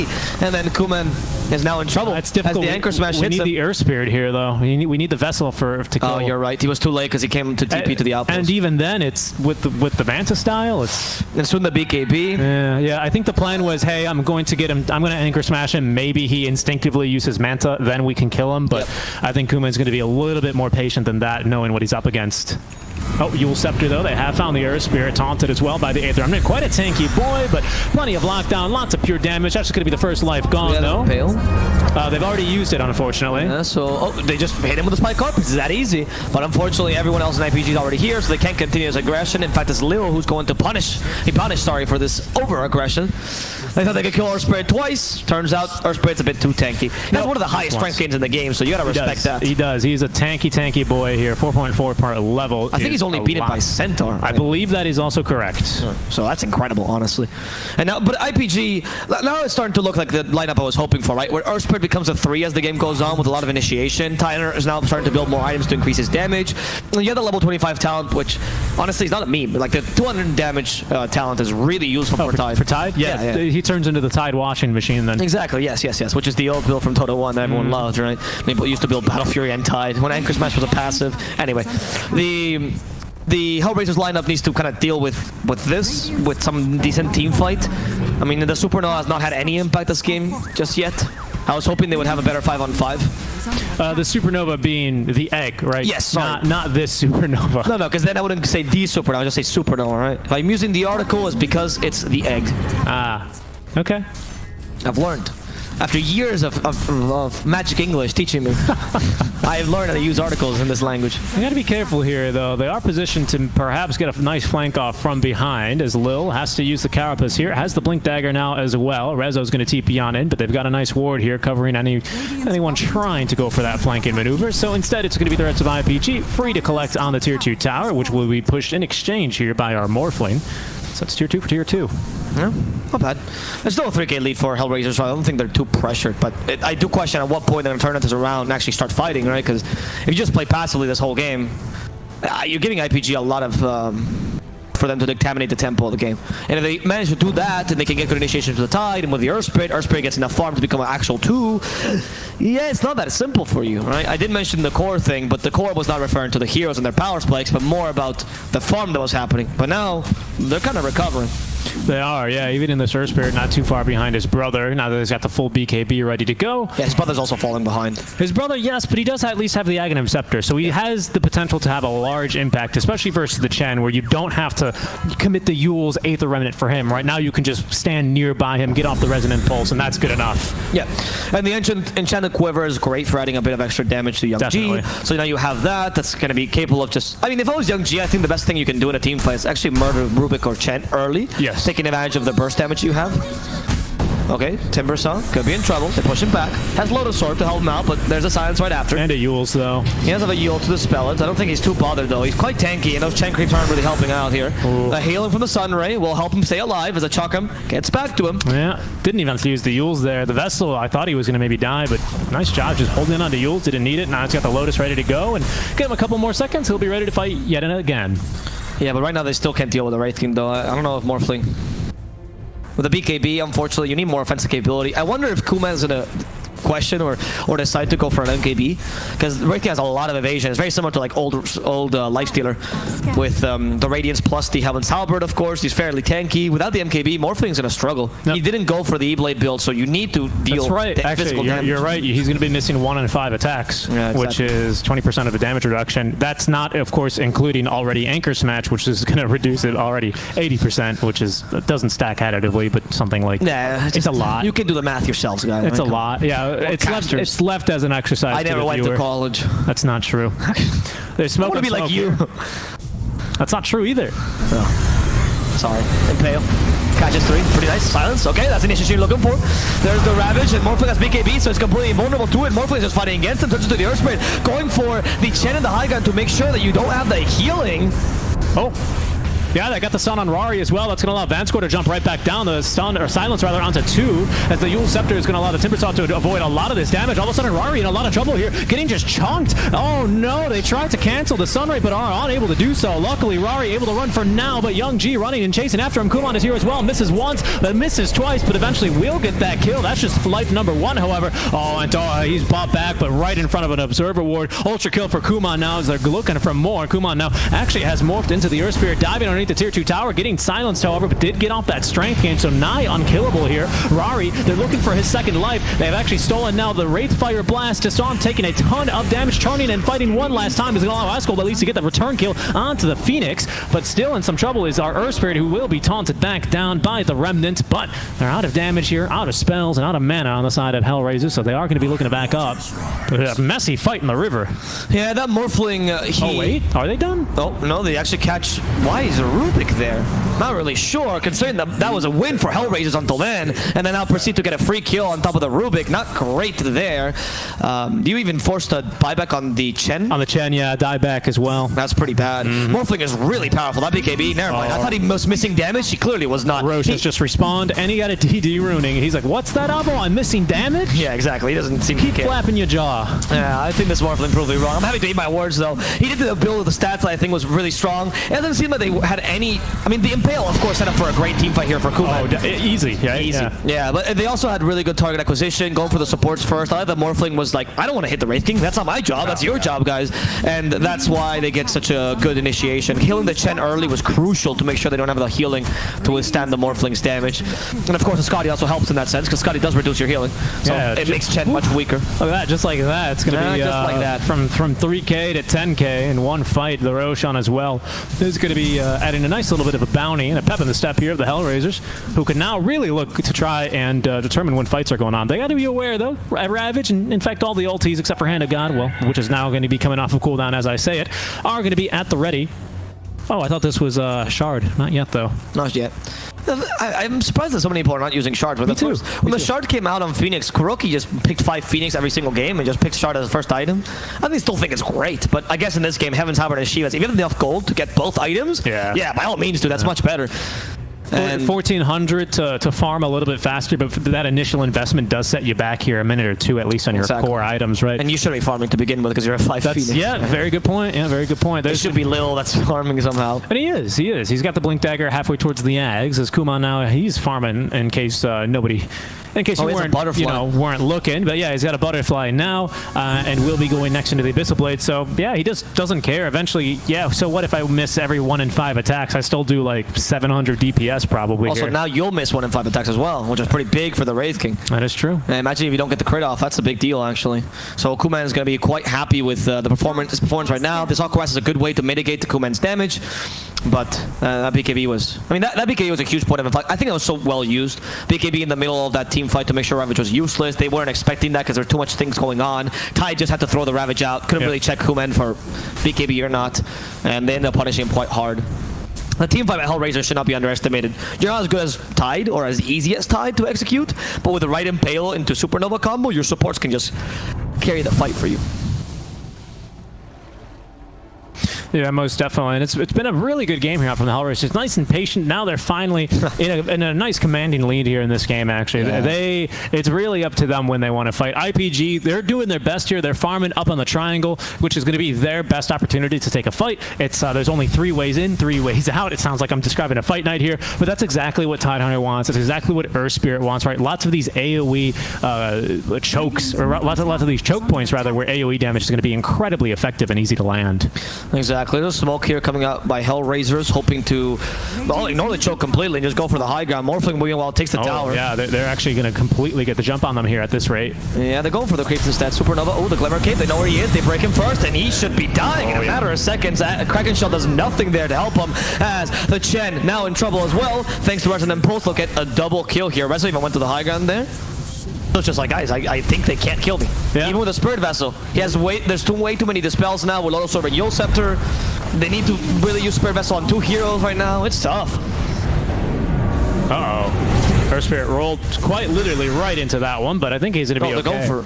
No, he has Reincarnation. It's too risky a kill to dive a Wraith King. Vector Protection? What's that, says Kuman. Never heard of it. Yeah, pretty much. My goodness, look at the damage. Big silence and another follow-up there, but Lil's going to line that one up for the Spike Carapace stun. That should be then, yeah, Carapace stun, but they're going to make the jump right onto him. Morphling nearly losing his first life immediately, but the big hammer will connect onto 2. They're going to have to buy back immediately on the Earth Spirit, but they burned the mana. They burned the mana and got the kill onto the Wraith King. He didn't have enough, Avo. 21 charges, but just perma-stun. Whoops, says Rari.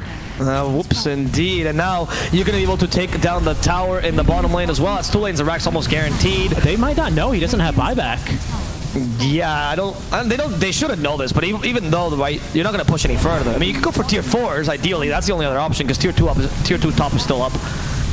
So instead, it's just better to go for the melee, range racks. I think they want to force the buyback, though. Oh, maybe. I don't know. No, I think it's a safer play to just go for tier 2. It is. Because then that guarantees you melee creeps. I know, like, you are bleeding by a lot, but they don't know this as much. No, and you're totally right. And you know what, Avo? You did get a buyback out from the enemy mid laner, so they're honestly pretty darn happy with what they got. Morphling now up to level 25, 2 waveform charges in case he wasn't already mobile enough. Apply Scotty all over the place, dude. Everyone's gonna be snowed or slowed.